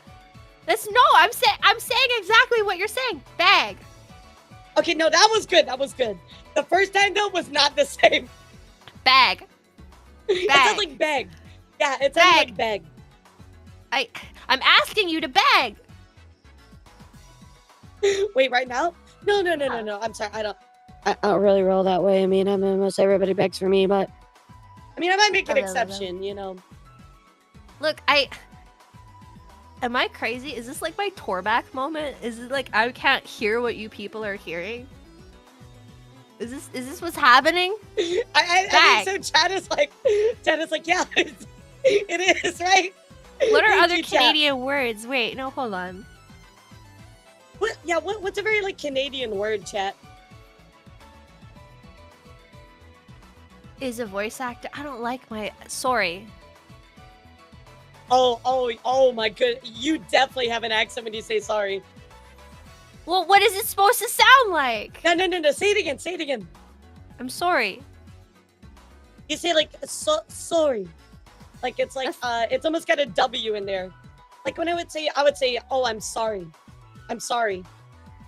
Sorry. Well, that sounds like you're saying sorry, like the traditional garb of India. Sorry. You sound like That's a very American thing because we like. You sound like Jack Nicholson. Sorry. Like that's icky. That's a very American thing though. It's like to like really like push our A's and our E's. Yeah, I know, you fucking Americans, all of you talk like this. It's just fucking all the fucking time. Fine, whatever. I'm not Canadian. Let's go. I actually, ma'am, I'm from Florida, where we get on down with the Gators. No, yeah, that's where I'm from. From Florida. Oh, you're from America. All right. Let me get yeah. my American accent out. Okay, now I can do the news. That's right, girl. Where we got Walmart All right. and fried chicken galore. Come on down and get your free fireworks and guns. That is my favorite place to take my mans on a date. We go to Walmart. America. We get cart and we hang out and we put all that processed sugary goodness up in the cart there. Oh, and I corn get my syrup. ho-hos, my Twinkies. My Bud White. We just walk Weiser. around. Yeah, we get one of them McDonald's coffees. And my wife puts her purse. Okay, I draw the line there. McDonald's fucking Right in coffee. the- What the hell are you talking about? Okay, no, hold on. Okay, let me explain this to you, okay? So, Americans don't understand this. Canada used to be really into Tim Hortons. Okay, we used to be really into Tim Hortons. Yeah, that Tim So, like- Hortons like sucks now. They do, because they changed their coffee distributor. And guess who picked up the coffee distributor? Was McDonald's. it McDonald's? Yes. Oh, So shit, new that's McDonald's crazy. coffee is old New Shit, that's McDonald's crazy. coffee is old Tim Hortons coffee. So yeah, I went with my gut. How dare you? Taste test it. Taste test it. McDonald's I'm coffee. so is sorry, fucking McDonald's top ruined tier Tim now. Hortons. I should have known. Tim Hortons ruined Tim Hortons, man. They have pizza now. It used to be the coffee and bagel place. Now they have pizza. Why do I want pizza when I'm drinking coffee? Rest in peace, Canadians. Being Canadian sucks. As an American, I feel slightly insulted. Well, you should, because we have to live in America. Oh, our existence is the insult to itself. Yeah, I'm just... What is it? Haven always says that Canada is America's psychotic little hat. Oh my god, that's so true. We are not fucking talking about Arby's. You know what, chat? Let's talk about Hololive. Kobo's 3.0. That's what I've we're never talking about. eaten Arby's, though. Is it good? Oh my! Never go to Arby's. It is the most disgusting fast food place ever created in the history of ever. Whichever fast food place you have that's bad, times it by 10 and add food poisoning. That's Arby's. Do I attempt Arby's today, guys? I want to see. So I want you to continue to live a healthy life and streaming. No, pausing my model. I'm going to Uber Eats. See, look, we're talking about Arby's, and our model's exploding, chat. This is what we get. We're cursed No, I'm now. gonna Uber Eats. Type in the word Arby's. No, Oh, we do have one. no. Why does this roast no, beef don't sandwich look like several vaginas? go. It is. That's what it is. I'm gonna. Okay, hold on. I'm gonna order Don't go. one of Please don't go. these. Please don't go. Please don't go. Please I'm don't go. gonna Please don't go. It's so I'm gross. doing it. Don't Beef go. Don't and go. cheddar double meal. Don't go. No, don't go. It's so bad. I'm gonna do it. It's happening. It's coming to my Don't house. go. Curly fries? Yes.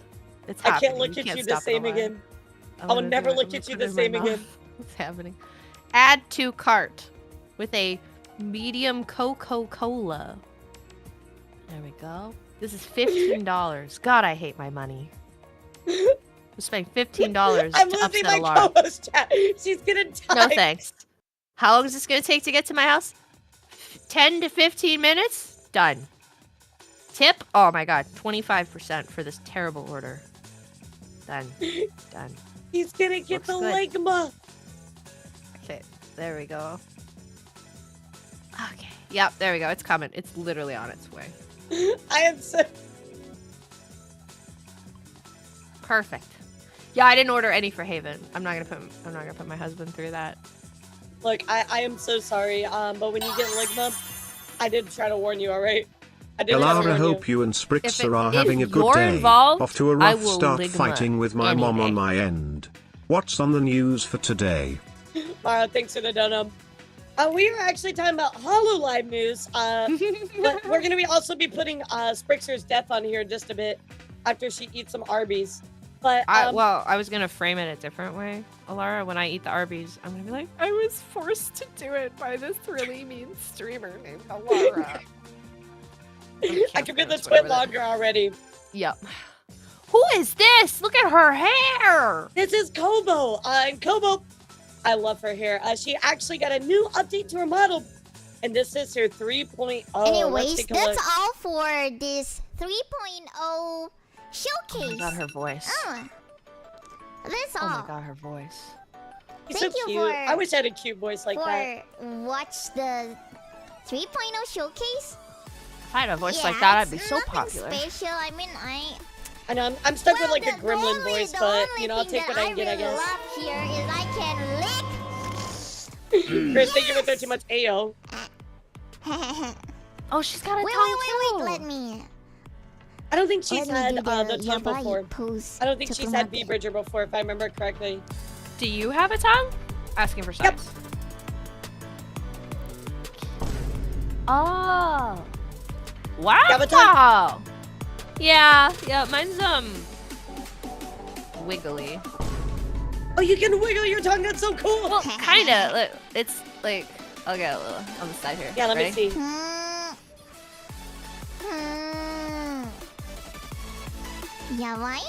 Oh, that's so cool. I love that. That's so cool. What the fuck? Why is she so cute? I'm sexy. Oh my god. You missed all the Yabe moments. She's like just like this on screen. She's like,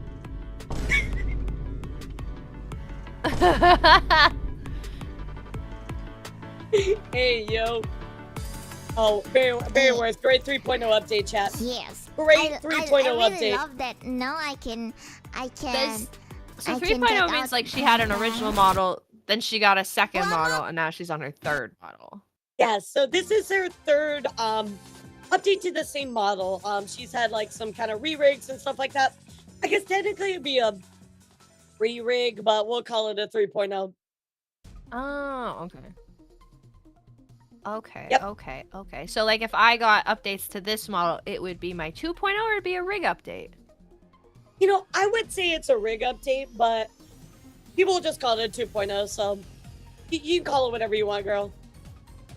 I might call it getting hotter. I'm gonna call it my glow up. My glow up, I like that. Yeah, my glow up. All right, so arc. from now on, anytime we get updates, chat, it's called a glow up, all right? It's not called your 2.0, 3.0, 4.0. It's called your VTuber glow up 1.0. I'm mewing. I'm literally lip maxing. I'm mewing.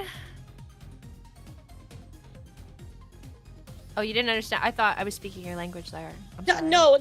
I'm just trying to hit the disconnect call button. I couldn't find it.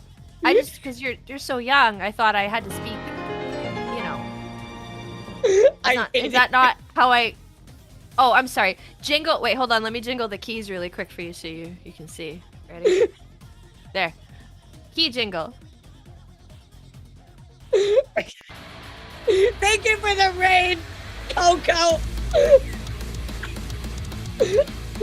I can't believe you said that to me. You're not supposed to use my own words against me like that. That's not fair. That's not fair. I don't know what you're talking about. I have no idea. You're fine. You're fine. They'll come back eventually.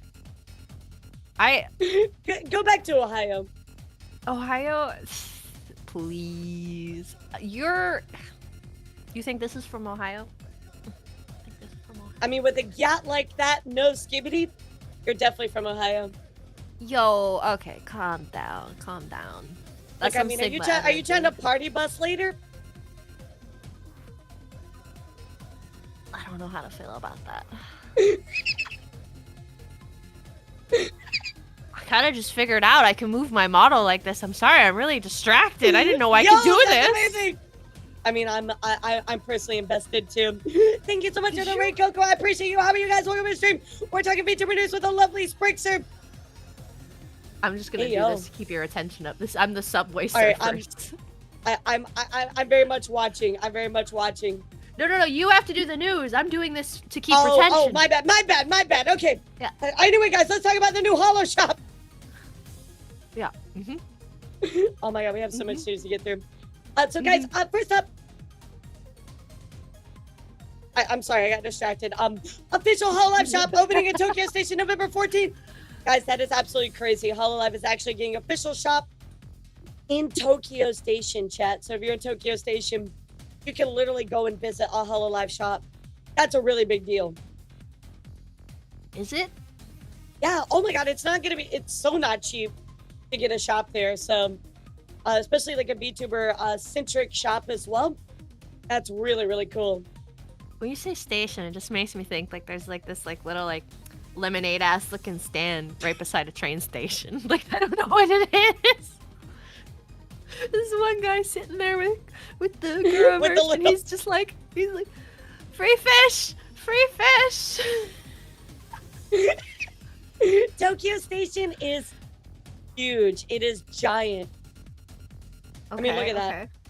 I don't. What am I looking at here? It is a giant place. It's a big deal to have all of these travelers coming in all the time. And of course, I have a Hololive centric shop there. That's pretty crazy. I'm trying to process it. It's like I'm trying to think of somewhere like, okay, let's say that you went to an airport. I'm Canadian. No, that doesn't work. Airports in Canada are really small. Let's say you went to a hockey game. Okay, I'm listening. Okay, you went to a hockey game, and inside the hockey game stadium, there is a shop. For VShojo. Yes. It's basically that, but bigger. So VShojo plays hockey? Maybe. I'm confused. Wait, is there a VShojo shop, or is this an example? This is an example. The VShojo shop is not real. I'm sorry to disappoint you. I'm really excited. What the fuck? Okay, now imagine this. Imagine this. You go to a baseball game. Okay, wait. Well, I'm Canadian. I don't understand other sports. Okay, but that's okay. You go to a baseball game. And at baseball game is that shark lady that you like. But this happened though, didn't it? Yes, that's I'm trying to give an example that it did work. When does the shark come to play hockey? They don't. Nobody likes hockey except Canadians. Wow. Okay. Cool. I'm sorry, breaking news, guys. Hockey, nobody cares except Canadians. It's just facts. Okay, I'm just gonna sit over here. Okay, I'm gonna. Please continue with the news. I like how I tried to give her a non-real example, and then give her a real example, and she's like, "Oh wait, that happened." I got excited about the idea that there was a VShojo shop because, like, I don't really pay attention to, like, I don't pay attention to corpo stuff because I'm just off in my own little world. But there's a VShojo character that I like, and like if I could get like a plushie or something, I don't really say. Well, wait, who is it? No, I'm gonna dox myself. No. That's my Oshi. I mean, you can buy plushies of them. I think it's on VShojo merch. I just think, like, it's weird because it's like another person, but like, I don't. Girl's kind of cool. Oh, yeah, girl is kind of cool. That's it. Yeah. Right, we're making progress, chat. We're making progress with her. Well, then why don't you go and watch the screening event of Hololive's 5th feature, Capture the Moment? The screening event is only in Singapore at the cafe, guys, at the 80 Plus Cafe. You too can go and watch it in November. Just go. Just go. You can watch the whole thing. Just go to Singapore and watch it. Oh, yeah, how much? Flight from Redacted to Singapore. This looks awesome, though, guys. You know, the 80 Plus Cafe has done a lot of really cool stuff with Hololive. So it's really nice to see them actually doing something with the screening of a Capture the Moment. So I'm very excited for that. That'll be really cool. So yeah, you're in Singapore, go check it out. Did you find your flight yet? Yeah, it'll cost me $1,500 to go. Oh, that's no big deal. Yeah, that's not. That's just for the flight, though. Put on my credit card. Yeah. Okay. Hold on. Yeah. Funny numbers on the back are 69,420. No, I'm gonna grab your. I got it. I'm gonna grab your. Oh, I mean, I can hand it to you if you want. Like, no, I got it. Here you go. I got my teeth. Just take it out of my hand. Good. How did you know I kept my card there? Because it's a coin slot. Okay, that's fair. Yeah. You know, Toph, you get the idea. All right. Fair enough. Well, I know you wanted plushies, but Hololive does have their newest Hololive Friends With You plushies. And they are on sale. You can get Shiori, you can get Bibo, you can get Narissa, you can get the Fumoko twins. They're so cute. Oh, those. I thought they were the same person for the longest time with a color toggle. I thought they were the same person. They're twins. Spixer, you're so cute. What the fuck? I thought maybe they had a color toggle or something. I didn't know that they were love actual... that. That is so cute. That's so funny. They actually got twins? That's really cool. Yeah, they're actual twins. They stream together. That's kind of... Man, I wish I had a close familiar relationship to stream with somebody like that. That's good. Okay, right? Maybe they're going to be my new favorite Oshi. That's really cute. What the fuck?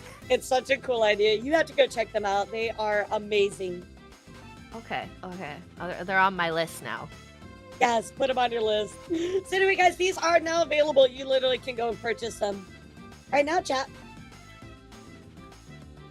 Speaking of other cool things as well, guys, Hololive has actually become the ambassador for a Honda collaboration with Indonesia Youth Basketball League. That is right, guys. Never thought you'd see Hollow in basketball, but here we are. Bada bing, bada boom. So wait, hold on. There are But do you know what basketball is? No. I mean, you're Canadian. Fuck off, I know what basketball is. We have the Raptors. But I'm so sorry. Is it Hololive is playing basketball on scooters? Or is it they're sponsoring scooters to play basketball? It. What am I looking at? They are sponsored by Honda. That is right, they're sponsored by Honda to ride bicycles at a basketball game. I kind of like my idea of scooter basketball more. That should be an actual sport. I love that. Can we make that a sport like right now? Oh my god, you imagine like the initial D energy of like anime girls playing. Why is this not an anime? Wait, hold on. Oh, also there's children involved and they run them over with the scooters. Yeah, this is an anime. This is Hololive. Make the anime. I can't believe that I died and woke up in a world where I play scooter basketball running over children. Yeah, really great isekai. I love it. Yeah. My favorite isekai, actually. To go check it out sometime. You get hit by a scooter and suddenly you're in like this this other alternate reality where it's like, we have to go. And like you just get picked up on the back of a scooter by a beautiful girl and she explains that the world needs you to win this game. Oh god. Yeah. Please continue. I can't believe that I got run over by a scooter at a basketball game and woke up as a VTuber. Scooter-kun, ha! I let Scooter-kun scoot all over me, just saying. Scoot me harder, Scooter-kun. Please, baby, scoot me harder. I have to excuse myself. I think my Arby is here. Oh no, guys, no! I'll be right back. Alright. I'll cover a few things. Shit, she's gonna die, chat. Oh my god. We've been yapping so much. I haven't been able to talk much news, chat. So I do want to talk a little bit. Get through this. So first up, guys, Fumoko actually released their first ASMR voice pack. I'm sure a lot of you guys love Fumoko. They do have that there. So really, really cool. I believe this is their first ever diving into ASMR. So really, really cool. Now, guys, this is completely unrelated to anything ever, but I did want to bring to your attention here that Doobie 3D is real. That is right, guys. The Doobie 3D is real. Now, you might know Doobie 3D as a very familiar, let's just say, detective that recently left, and that's all I'm gonna say. But it looks like their official debut is on October 25th. Weird. Does it smell horrible? Oh, no, I've got the bag. I'm gonna save the bag opening ASMR for you. Oh my god. I was doing some detective work to figure out who that cutie is on screen. That's right. I would say that it's elementary, my dear Watson. Yeah, I To figure it truly out. believe that you guys will get to the bottom of this mystery. All right, let's hear the sounds of your death. Go ahead, open up the bag. Right. Let me just. Welcome to my Arby's ASMR stream featuring Elara. I'm denouncing myself from any ASMR with Arby's. Okay, it's an unboxing, so I have a bag within a bag. Okay. That doesn't bode well. I don't know why we have to double bag it. They're trying to hide the foul stench that would normally Okay. emit from the sandwich. You know the worst part too is like I'm doing this while I have a hangover, so this is either gonna be the best or the worst choice I could make. Okay. Girl, your stomach is gonna be bubbling. The curly fries bubbling. are pretty good. Okay. What is this? It's like bad burger. Okay, I'm opening it. But what did you Beef get exactly? I don't know. It's a beef. Oh my god. Oh my god. Looks like me after a long night. What the fuck? That's what I was saying. It Damn. already looks gross. I want to bite it. I'm so good. Good luck. 07's in Hi. the chat. Oh, I'm actually kind of scared now that I see it. It was a joke until it's in front of me. I told you. Oh god. I'm gonna. I told you. Whew. Okay, here I go. Ow. Mm. Mm-hmm. Mm-hmm. Mm-hmm. No, you gotta swallow. Like, no. Only swallowers here, all right? No spitters. You better swallow it. Mm.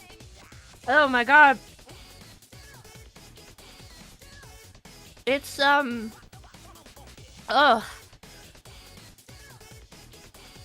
So good. Oh god. How is it that it smells and tastes like dick at the same time? Look, I'm not gonna sugarcoat I it. warned you. I've sucked my fair share of cock, and this is just. What does Arby's taste like? A dirty penis? Holy shit. John, thank you so much. I appreciate you, sweetheart. I'm sorry, I'm too focused on that the Arby's tastes like a dirty dick. Worst part is I don't think it's gonna stop me because I'm kind of hungry. But like, it's not good. It's falling apart, just like my life. Oh. Okay. I am dying. I warned you, girl. Why didn't you I feel listen to me? I don't know. I'm still eating it though. I feel like this is how people develop the dirty bastard kink. Cause I'm still going. Oh no. You know. Honestly, now you say that, it kind of tastes like he never drank any pineapple juice in his life. You know what I mean? Bro. Oh my god. You know what I mean? Yeah, you get For what real. I'm saying, girl.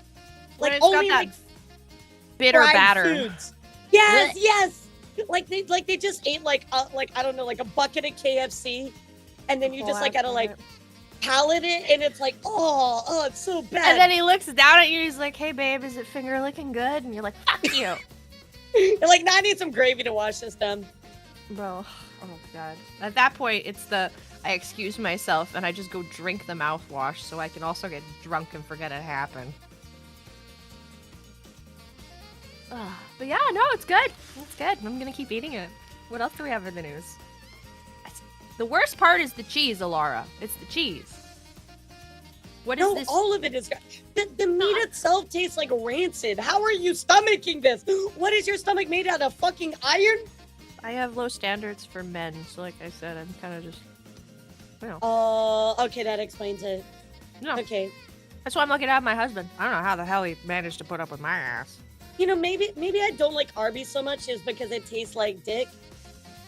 But I'm gay, so maybe that's why. It definitely tastes like penis. That explains a lot, chat. Yep. Okay, I can't actually eat it.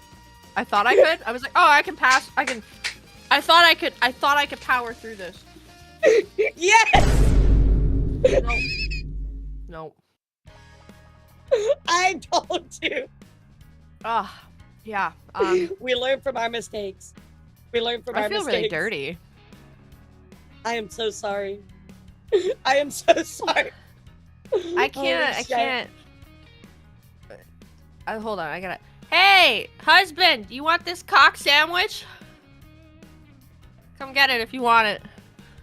I mean, most people would gobble up a cock sandwich, but I wouldn't even put my partner through that. I mean, it depends. Like, he's really adventurous. I've been kind of. We have this running joke where I'm like. No, I'm not gonna say it on YouTube. You have a running joke about a cock sandwich. What? No, it's much worse than that. It's much worse than that. All right, tell me if he survives the bite of it. I want to know. No, he's right there. He's in chat. My husband's Haven, and he will. Haven, not eat how it. is it? No, he won't come up here. He won't come No, up here. Haven, eat it. Eat it, Haven. Eat it. Haven. Eat it right now. I think it's fair if, like, you understand what it tastes like to have a penis in your mouth. It's an experience. You know, Yeah, it's without an actually having to find experience. another penis. It's an experience. That's for sure. Everybody needs to experience at least once. Like, you know how they talk about how you need to, like, walk a mile in somebody's shoes? Yeah, or like at least work like one retail job in your life. Exactly. You gotta suck at Yeah. least one dick in your life. I know, Or you eat know, an that's Arby fair. sandwich. I never thought, or eat an Arby sandwich, exactly, I was about to say. You know, I never really thought about it that way, but you're right. Mhm. Absolutely right. It's like, how do you know what you like? Like, gentlemen, please. If you suck a dick, then you're gonna be able to give way better feedback at the corporate meeting when you give her, quarterly review on her skills. Yeah, oh no, that's... I'm sorry, but my communication level, we need at least like a weekly review on that. I'm sorry. Yeah. Quarterly's not enough. We really need oral reports. Mouth-to-mouth reporting, chat. Or, well, mouth, Yeah. Arby sandwiches. Okay, you know what, chat? I swear I'm gonna get through at least the corporate side of our news today. You've made a huge mistake. Like, I think we found out that we got good vibes, but I think you made a huge Yes. mistake with the oh, I forgot what we're doing here. Is it news? Yeah, it's news. The Arby sandwich is poisoning your mind, chat. I'm just gonna drink my Gatorade because, like, the taste doesn't go away. It, like, lingers at the top. No, of it your mouth. lingers. That's what I'm saying, like the fried chicken part. Oh god, I get it. It's like when you get- have one of those fucking terrible batter loads and Yes! it's like up there, the roof of your mouth. That you get what I'm saying. There is no pineapple juice in their diet. I hate it here. Now you Laura, why would you do understand. this to me? I told you. I warned you. Laura, why would you make me eat Arby's? I didn't make you. I told you not to. Chad, why would she do this to me? I just came on. To do Wait, the what? news. No, I didn't make you eat that. Wait, what? No, I didn't do that. Chad, make sure to clip this out of context so I can cancel Elara. What? I don't understand why you would do this to me. I just wanted to be your friend. And you made me eat a cock sandwich. That's okay. Everybody tries to cancel me every day anyway. Nothing new. I did have, like, when I was like telling people, I was like, oh yeah, I'm gonna hang out with Laura. I'm like, are you sure you want to hang out with a news tuber? Yeah, I do. Well, you know, I don't care if they're nice to me. That's all Yeah, it takes. But as news people, we definitely sometimes get a bad rap. Because I think that I think intention's important, right? Like Yeah. if you're trying to do something for something good, like to bring light to a subject. But I think it's important to be respectful, you know? So it's like the V-Trash thing. If somebody said, hey, you know, Yeah. I'm not comfortable with it, I think a lot of people would move forward and cover it anyway, right? They'd be like, oh, well, it's public information. But I think that you have to listen. That's the most important part, right? Listen and communicate. If somebody says, you know, hey, I'm not comfortable with that. Okay, you know what? That's fine. I won't cover it. Well, that's that at the end of the day, right? Like, I mean, new people will talk about what's happening regardless. You can't Very control true. who says what, but what you can control is how you conduct yourself. And if you consider yourself somebody that likes to talk about the news, there's a certain responsibility that comes with that, obviously, in a lot of people's eyes. And Yeah, absolutely. it's, you know, there's a line between chasing a story. So it sounds like, from my understanding, there was somebody that asked you to do them this solid, is what I'll call it, to protect their feelings and their energy and everything that they put out there, and you respected that. So like, I don't see what the problem is. I don't like, that seems like the appropriate thing to do. Yeah, no, I mean, this is literally what just happened with the beach trash stuff. So, but I think a lot of people, unfortunately, don't conduct themselves with that. You know what I mean? I think using the beach trash situation as a warning to shine light on a surface level without mentioning victims' names in a respectful way. Sure, absolutely, John. So, you know, it's something that I'm working on. I covered something. Not too long ago, and I did get some backlash on it. And it kind of like, I guess, opened my eyes in a way, because I'm like, you know, everything gets out there, even though it's public. How can I do my due diligence and report on it, not only in a respectful way, but in an informative way? So, you know, it was a learning lesson, something I'm working on, right? So yeah, I think I said this in the future. I said, you know, I'm either going to cover and like redact people's names, or, you know, kind of reach out to them for permission if I feel like it's one of those things. So, but you're absolutely right. It's a responsibility when you talk about stuff, because you have to treat it with respect and care that it deserves. I've been watching news content for a long time. Like, I don't know if anybody knows who Philip DeFranco is, but I've been watching him since Yeah, I do. Sexy Phil, right? You know, and you're gonna fuck up as you learn your process, and everybody's boundaries are different. And listening is half the battle. But I like how he handles things, because he just talks about it in a pretty, you know, I would say as of late, he's kind of inserting his own opinion a little bit more than usual. But it's, you know, you talk about just the basics, the facts, and if particular people don't want to be mentioned or named, then, you know, you have to find the line, right? So like, I would say somebody telling their own story is different than somebody telling a story for somebody. Absolutely. And when it comes to, absolutely. Yeah, when it comes to victims and stuff like that, it's the same thing. You have to listen to the people that were affected. I personally, so Their we've talked voice is about the this. most important. Yeah, and so I've hinted at it, but obviously I've talked about my past life, and a lot of people would ask me, like, well, why would you leave? It sounds like you were really popular. And like, I was. So then the thing is that, like, obviously something bad enough had to happen, or a series of things that would make me leave 10 million subscribers, right? I don't want anybody to talk about it. I want to talk about it when I'm ready. You know what I mean? I wouldn't want somebody to speak for me or talk about my experience. So it's like, Definitely. and you know, I would like it if, like, I knew people were going to talk about it. Like, I would like to be contacted. I would like to be able to say my side. And if I don't feel that I could be represented the way that I felt best told my side, I don't know if I would want people to cover it either. You know? I think it's different when, like, you haven't said anything about it, right? And then somebody reports on it and, like, does all this stuff, right? Because I think that's wrong. It should come from you, you know what I mean? And then if somebody wants to talk about what you said, well, you know, that's fine. But that's still very eye-opening to me. You know, I'm still kind of wrestling with what do I reach out to people about? Is it always right to reach out to ask for permission for something when it's public? You know what I mean? It's definitely a very interesting situation to be put in as somebody that reports on stuff, because mostly in the past when I've reported on kind of like important cases, you know, the victims are very like happy that there's a spotlight put on it, right? But obviously, like, that may not be the same for everybody. So how can I, as a, well, I guess we'll say reporter. I'm not really a reporter or like a journalist person, right? But how can I be respectful and do the best job of it?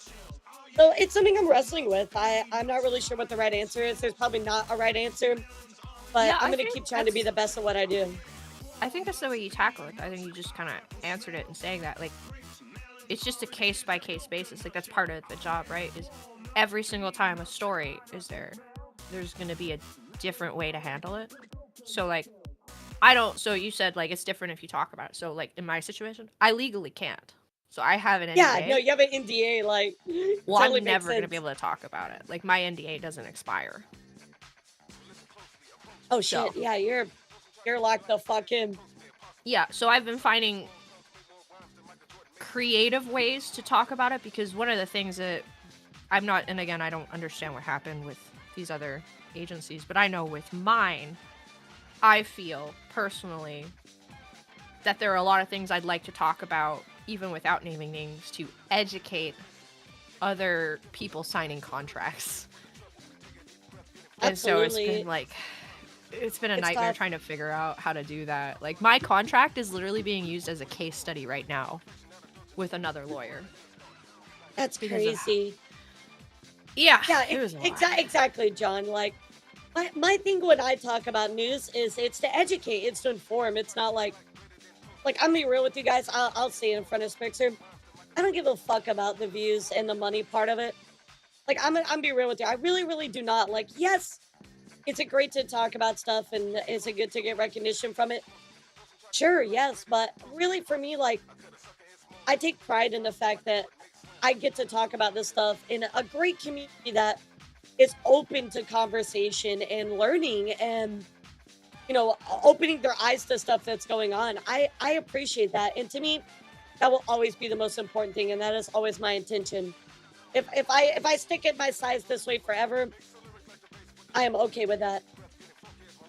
Well, and that's the thing. Like doing something because you love it versus doing something because you feel like you have to produces different results. And that can obviously be skewed when views and stuff come into account. Like I don't know a lot about a lot of the other news tubers because like even though I've been using I've been VTubing technically for 4 years, but I haven't really ever considered myself part of the community because I've always been in my own little bubble. And now that I'm kind of going through the motions and kind of understanding like more of it, it kind of seems like the bigger channels get. Sometimes that journalistic integrity slips because it's like normal media. Oh yeah. You want to cover it first. You want to be and so you end up skipping steps where you're not asking permission, you're not trying to, and it becomes a race, right? With the more news tubers It that we always see, is. I think, It's always a race. Which Yeah, it and sucks. Because it shouldn't be that way. well, I think you've got it branded right though, because if it's a conversation starter, right? If it's an educational conversation starter, that's a little different, right? Because by the time people come to you, you already expect that they either kind of know or they're getting caught up. You know what I mean? And then that's where the best part of your situation comes from is you get to have a dialogue with both sides technically, because with your chat. And obviously, you're not going to make everybody happy all the time. Oh yeah, of But course not. No, it it's is what it is. impossible. I think that I always do my news every Sunday and Wednesday, and sometimes I get late to news. To be honest, I'm never really the first one on it. But I kind of like that because I like to watch things play out a little bit and see what happens with what's going on. Because normally when people hop on it first, they put out that story, right? And then there's more to it the next day or something like that. So it's really nice to kind of be able to like, you know, follow up a little bit more and get the full picture, you know, of everything that's going on with it. I guess the biggest question that I always run into with when it comes to newstubers, and you guys know I have a lot of newstuber friends that I talk with, like, you know, Rima and Salvi, a bunch of other people. But we always run into the problem of like, people are putting out stuff, right? They're putting out this information. So like, where is the line that we draw for reporting on it and not reporting on it, right? Because it's public information once you put it out there, right? So for us, our intentions are always good. It's never to, you know, be negative or anything like that or take advantage of somebody else's trauma. We never want to do that. We just want to highlight and educate stuff going on. So it's a very precarious situation to be put in as a person that talks about news related stuff or current events, I should say. I think one of the biggest problems, and speaking as somebody that, again, has felt like I've kind of sat outside of VTuber culture while also kind of reaping the benefits of it, you know, using the model. Sure. I think one of the biggest issues, and this is just an outside looking in concept, it's really difficult to do conclusive reporting in a professional sense when your main source of information is a platform like Twitter. Because the rules of engagement and social constructs of Twitter, they're a lot different than the real world. Like, and we even just see that within Twitter's own little tiny VTuber sphere. Like, there's a lot of different social dialogue and expectations that come hand in hand with these spaces that I think makes it a lot more complicated. It definitely adds an extra layer to the difficulty of stuff. 100%. It's strange. It's strange for sure. Trying to find a balance, but you know, I don't really like Twitter 100% as the source, right? Not that I love Reddit either. It's not necessarily the best, but it's certainly something to think about. I appreciate your thoughts on it. It's definitely, again, it's something I've been trying to open my eyes to and be more receiving of people's communication about it. I think that you're doing the best you can. Like, I have no opinion on it because, like it or not, people need to understand. And again, this is the rougher side of me. This is my more pointed side of this opinion. It's a little bit like what Toz is saying. If you put it on the public internet, you have to be aware that once that information is out, you cannot control it. Now, does that make it right? Of course not. Like, I think that people should inherently be respectful, but we do not live in a perfect world. So I think that when you're posting, you do have to understand and prepare yourself to not be in control of it anymore. Now, I'm not saying that, again, that makes the actions of other people right, but you do have to take responsibility when you're posting anything on the internet to understand that once it leaves your hands, you can't do anything about it. I've learned that the hard way a lot. Yeah, because people will take whatever it is and, you know, run with it. A bunch of people that do this sort of thing on YouTube, they started Twitter, Reddit. Let me spend years trying to follow it up and verify and find first-hand sources, and the story may be dead and with no deliverable. Yep, absolutely. I think always the best thing is to reach out to the victims, right? That's kind of like, that's something I try to like do a little bit more often, which we're going to be doing Wednesday, by the way, Chad. I told you guys about the Death Bloom situation. So like, I reach out to the people because I want to know firsthand from them. We can read a document, we can look at it, but it's so much more powerful. It's so much more meaningful when we hear it from those people in particular, right? And that's what we should be doing. I feel like if we're going to talk about stuff like this for the most part, you know, get them on the screen if you can. I think it's like, if you just put all the information out there like what you're doing, I think also like viewers and people who consume this media need to understand it's not like there's a big puzzle you have to solve where you have to figure out who's right or who's wrong, right? Just bringing everything to light and hearing the people involved in their perspective, I think that just does a lot of good as well. And having a discussion, especially with you, chat, I know that I'm very thankful for all of you. You're always very adult-like, having a, you know, wonderful discussion. Nobody's spewing vile hate or anything like that. So I always appreciate that about y'all, that we can have a nice open discussion about stuff. Even what we did with, you know, the Jack's film and Philly and stuff. Like, we were just like, hey, like, we're all kind of on the middle of the fence because there's arguments to be made either way. So I felt like that was really nice. That was a really interesting one for me, and I can't say much. So I do work closely with that group because of my work with Drumsy. But out of respect and the fact that I'm under contract with a couple of them. Yeah, no, you're good. You're good. We understand you can and can't say stuff. Well, it's not even like, even if I could, like, my honest opinion is I don't think a lot of people see that Fillion works incredibly hard. Now, you might not like her content, and that's okay. And she has fucked up in the past. There is no denying that the model thing especially was a the model huge stuff. oversight. But Yeah, she yeah, also has a lot of friends in her corner that told her that. And, you know, you gotta, like, I really hate this culture where the moment your friend fucks up, you abandon them. Like, I think the first, as long as it's not a safety thing, by the way, like, if your friend's a fucking predator, leave them. You're also pressured to abandon them. Yeah, That's I don't what's like really that about the horrible, culture. like that guilty by association. Yeah. Unfortunately, VTubing culture is very much that way. If somebody makes a mistake, you know, you get pinged and you're like, oh, you know this Nope. person that did this. How could you support them? You know what I mean? And it's like, to me, a friend is somebody that will tell you if you mess up or even be willing to disagree with you. I think that's always a positive thing, right? Yeah, a lot of people in Fillian's corner told her that. Like, a lot of the people that are still there are people that told her that they expected her to do better, and she is. You know, like, a lot of the times we have to understand that if we're gonna have friendships that aren't just, like, ankle deep, that we have to be comfortable with having the hard conversations and growing. And so Fillian's always just been nothing but kind to me, and I see how much effort she puts in. She's constantly producing content, so you might not like it, and she's got a lot to learn, but holy shit. People need to stop trying to get their quick cancellation shit in, because it's just really annoying to me. Well, and it was really like, in that particular video, I don't know if you saw it, they really only looked at one video, right? Mhm. And I find that as a poor example, because if you're gonna call somebody out about their content as a whole, right? Which, yes, I know the argument that yes, this one video should shine on its own, blah blah blah. Nonetheless, guys, like, that's not necessarily her entire content. You know what I mean?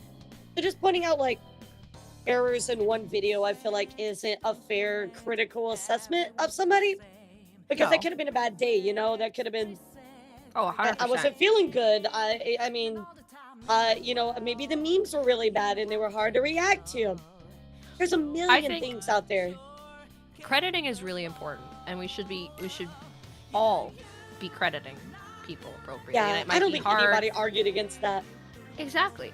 But here's the thing, like, and I'm gonna say the fucking elephant in the room. Like, why are people like Fillian getting shit when this is just a common practice? Now, this is a common type of content that is a very broad spectrum of reactionary style content that is it's out there. It's what a lot of people do. And we could argue, and there's a very big conversation to be had about what is creative Transformative. transformation. And that's a whole different conversation. But if you're gonna call somebody like her out, you need to call your friends out too then. Because I know a lot of the people that sit there and go, I can't believe she's doing this, have friends posting reactionary content or doing the same thing on their channels. It is not uncommon to see VTubers watching and reacting to things and not having the stuff on screen. It's a rare case of hate the game and not the player, because again, like you said, there's a multitude of other content creators doing this type of stuff, creating this type of content, which, again, that's a conversation. Where do you think it's false under fair use, or whether you even like it or whatever? It's so subjective. But Yeah. I think at the end of the day, like, if you're gonna single out one other person, I think there needs to be that disclaimer that, like, yeah, I'm talking about this one person in their example, but let's not pretend that this is the only person that's doing it, right? There's so many people that do that, and there's lots of people that don't even, you know, provide the links and stuff like that, which I think is, you know, obviously wrong. I think that credit is important. And But there was that's still my lots of thing. misunderstanding in that Like, 'cause video. I'm- Like, Go ahead, sorry. no, you're good. I was just gonna say, the only thing that I thought was really, there was a lot of misunderstanding, because I didn't quite understand what VTuber models, how they work, where they come from, things like that. So, I mean, I know that's fundamentally has nothing to do with the argument, but it just kind of adds to like the conversation of here's more things that were misunderstood. Yeah, and like, I'm not here to argue what is and what isn't fair use, because that's Right. a very nuanced level of conversation that it varies from person to person, and that's just, it's difficult.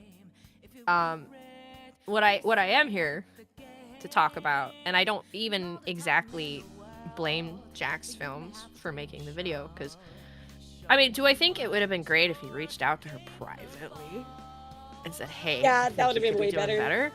But let's be honest, we're talking about YouTubers and Twitch people here, so sometimes the only way to get the attention of somebody as big as Villian, blah blah blah, whatever. My thing that I get frustrated with is the bandwagoning, where all of these people, once that video came out, Fuck Fillion, fuck that, blah blah blah blah blah. and it's like, but then you will go, and you will look, and they're not saying the same thing about the people in their circle that do this. You know what I mean? And it's like, I'm not saying everything has to be all or nothing, but when you're trying to destroy another human being on the internet, because that's what it is. It's fucking, it can be so vitriol that people talk this way about another human being, just attempting to figure out what is the very difficult path of content creation. And it's like, don't, glass house and stones. It's just very hypocritical overall, but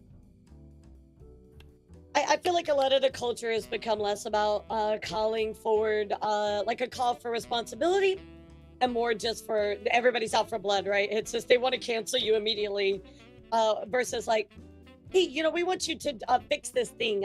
You know, I don't like that you did this thing. And it's like, okay, you know what? I'll take responsibility and fix that, right?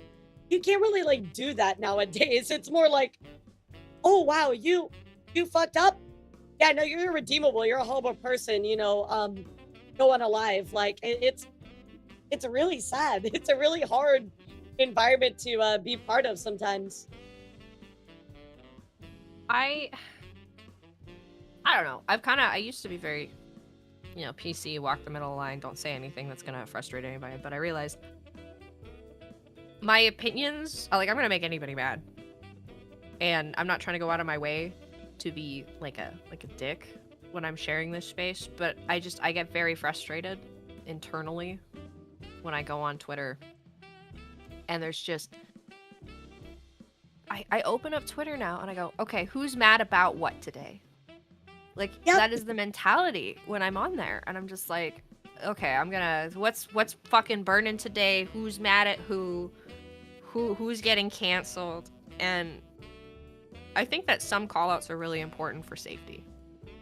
I think absolutely. That, you know, there are some callouts for this place in particular where bad actors should definitely be called out. And from what I understand about particular situations that have been arising as of late, those are very important. It's very important to call out the people that have hurt and abused people. But then my caveat to that is, just because you have a goddamn disagreement with a goddamn another VTuber and they said something mean about you does not warrant a twit longer. Yeah, we love our documents. Yeah, VTubers love their Google Docs, let me tell you. Holy we shit. We love the Google Docs. I'm sorry, and I'm gonna get canceled for saying this, and I already know that in my heart of hearts. But just because you didn't have a good interaction with somebody does not mean they're an evil person. You can go your way on the internet. There's a difference between actual drama and safety. People get tuned into filling themselves out, call out posts instead of setting things off screen, yeah. There's so many things that we've covered before. We've said this so many times. Guys, this could have been resolved in DMs. Why are we still talking about this? You know what I mean? Like, it's kind of crazy sometimes, the stuff that is put out there. But yeah, that's my thing. You know, safety and awareness is always the most important thing when talking about stuff.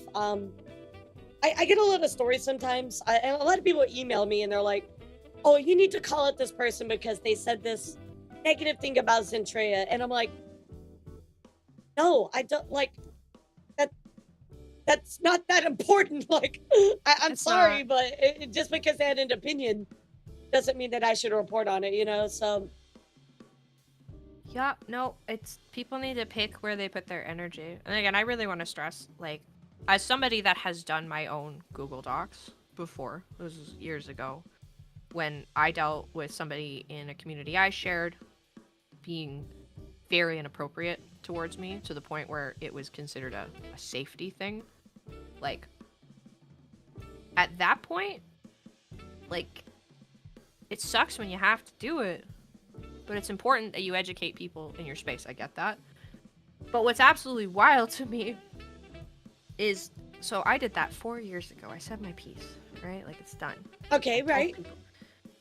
The amount of other VTubers that will see that now or know about that or hear it through the grapevine and then just instantly try to keep whatever negativity had happened at that time and space going now astonishes me. It's like everybody needs a villain half the time. I don't get it.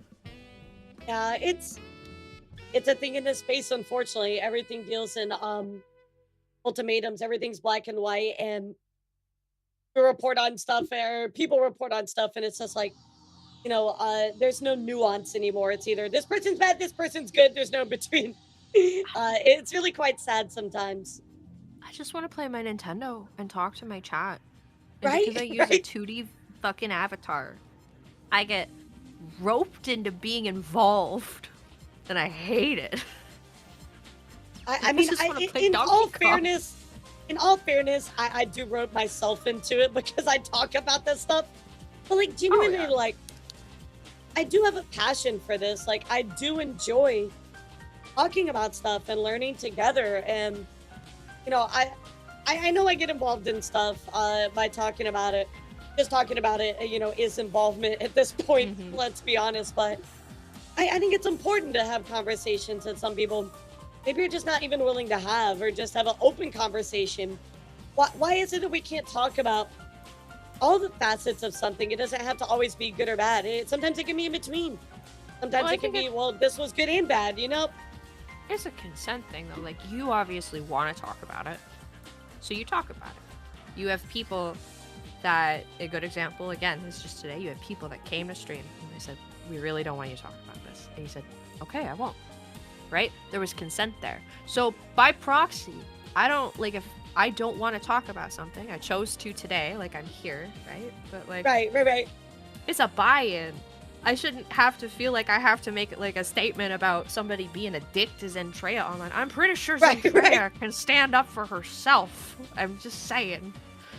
Yeah, it's very strange, some of this. I have to show you sometimes what the people like ask me to report on. I'm like, I'm not talking about that. Like, there's no way. But even before we started stream, guys, like, I asked Breakster, I say, hey, I have a document. I don't know if you guys know this, but I have a document that I make every single day. And you can see here has all the links to all of the stuff that I cover. And I will always make sure my co-hosts, I'm like, hey, here's all the subjects. Are you cool with talking about all this? Because, I don't want to put them in an uncomfortable situation. That's not fair to them. Consent about stuff like that is important. Especially if you're going to come out of my stream and we're going to yap about something like, especially that has weight to it. Like, I can't just be like, assume that you want to talk about this kind of stuff,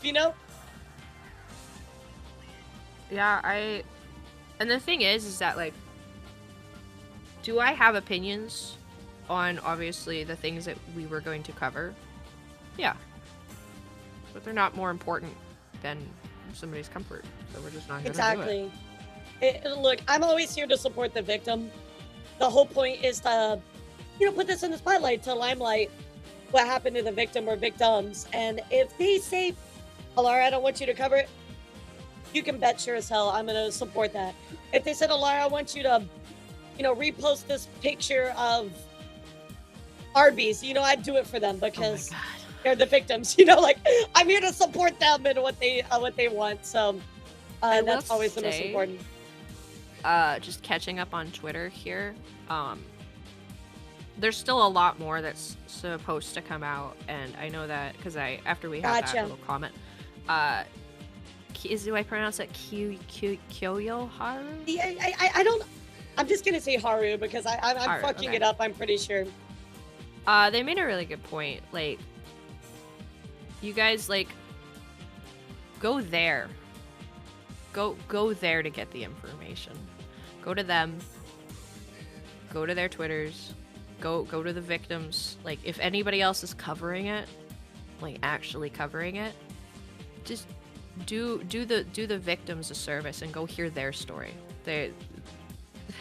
I'm trying to explain this the best I can because I'm sorry I'm getting tired now because of my hangover. It's like they have their own story to tell and they put it really well on Twitter. It's just don't hear their story secondhand through somebody else's lens. Go support them. They're going through a really hard time. So, yeah, that's very true. That's very put true. it that way. What else do we have on I'm the trying news, to be though? receptive as possible because obviously it's a very important thing. So I'll tell you what, Sparks. I only had like 2 more things that I really wanted to show. I know, I wanted to see him. I want to see him. Yeah, no, you're good. I got really 2 more things I want to show you guys. About Hololive really quickly. So, well, really 3, but guys, if you are very invested in you know, a certain VTuber named Doobie, they did decide to open up a Discord as well. So you can certainly go check that out. If you're interested in supporting them. You know, I think that if you're into detective work, by a former detective, you might really like this this Discord here. So go check it out. In other news as well, guys. Oh, you get it. You get it. You get it now. You get it now. Yeah. I got it. I thought we were just making detective puns, but now I actually get it. Like the light bulb. You get it now. You get it. Yeah, I got it now. I got it. Yeah, I think chat is on it too. So I did want to show you guys. I always try to show off if fans do something really cool. It looks like Dunkums did this really cool fan animation. This is like super badass. What the fuck?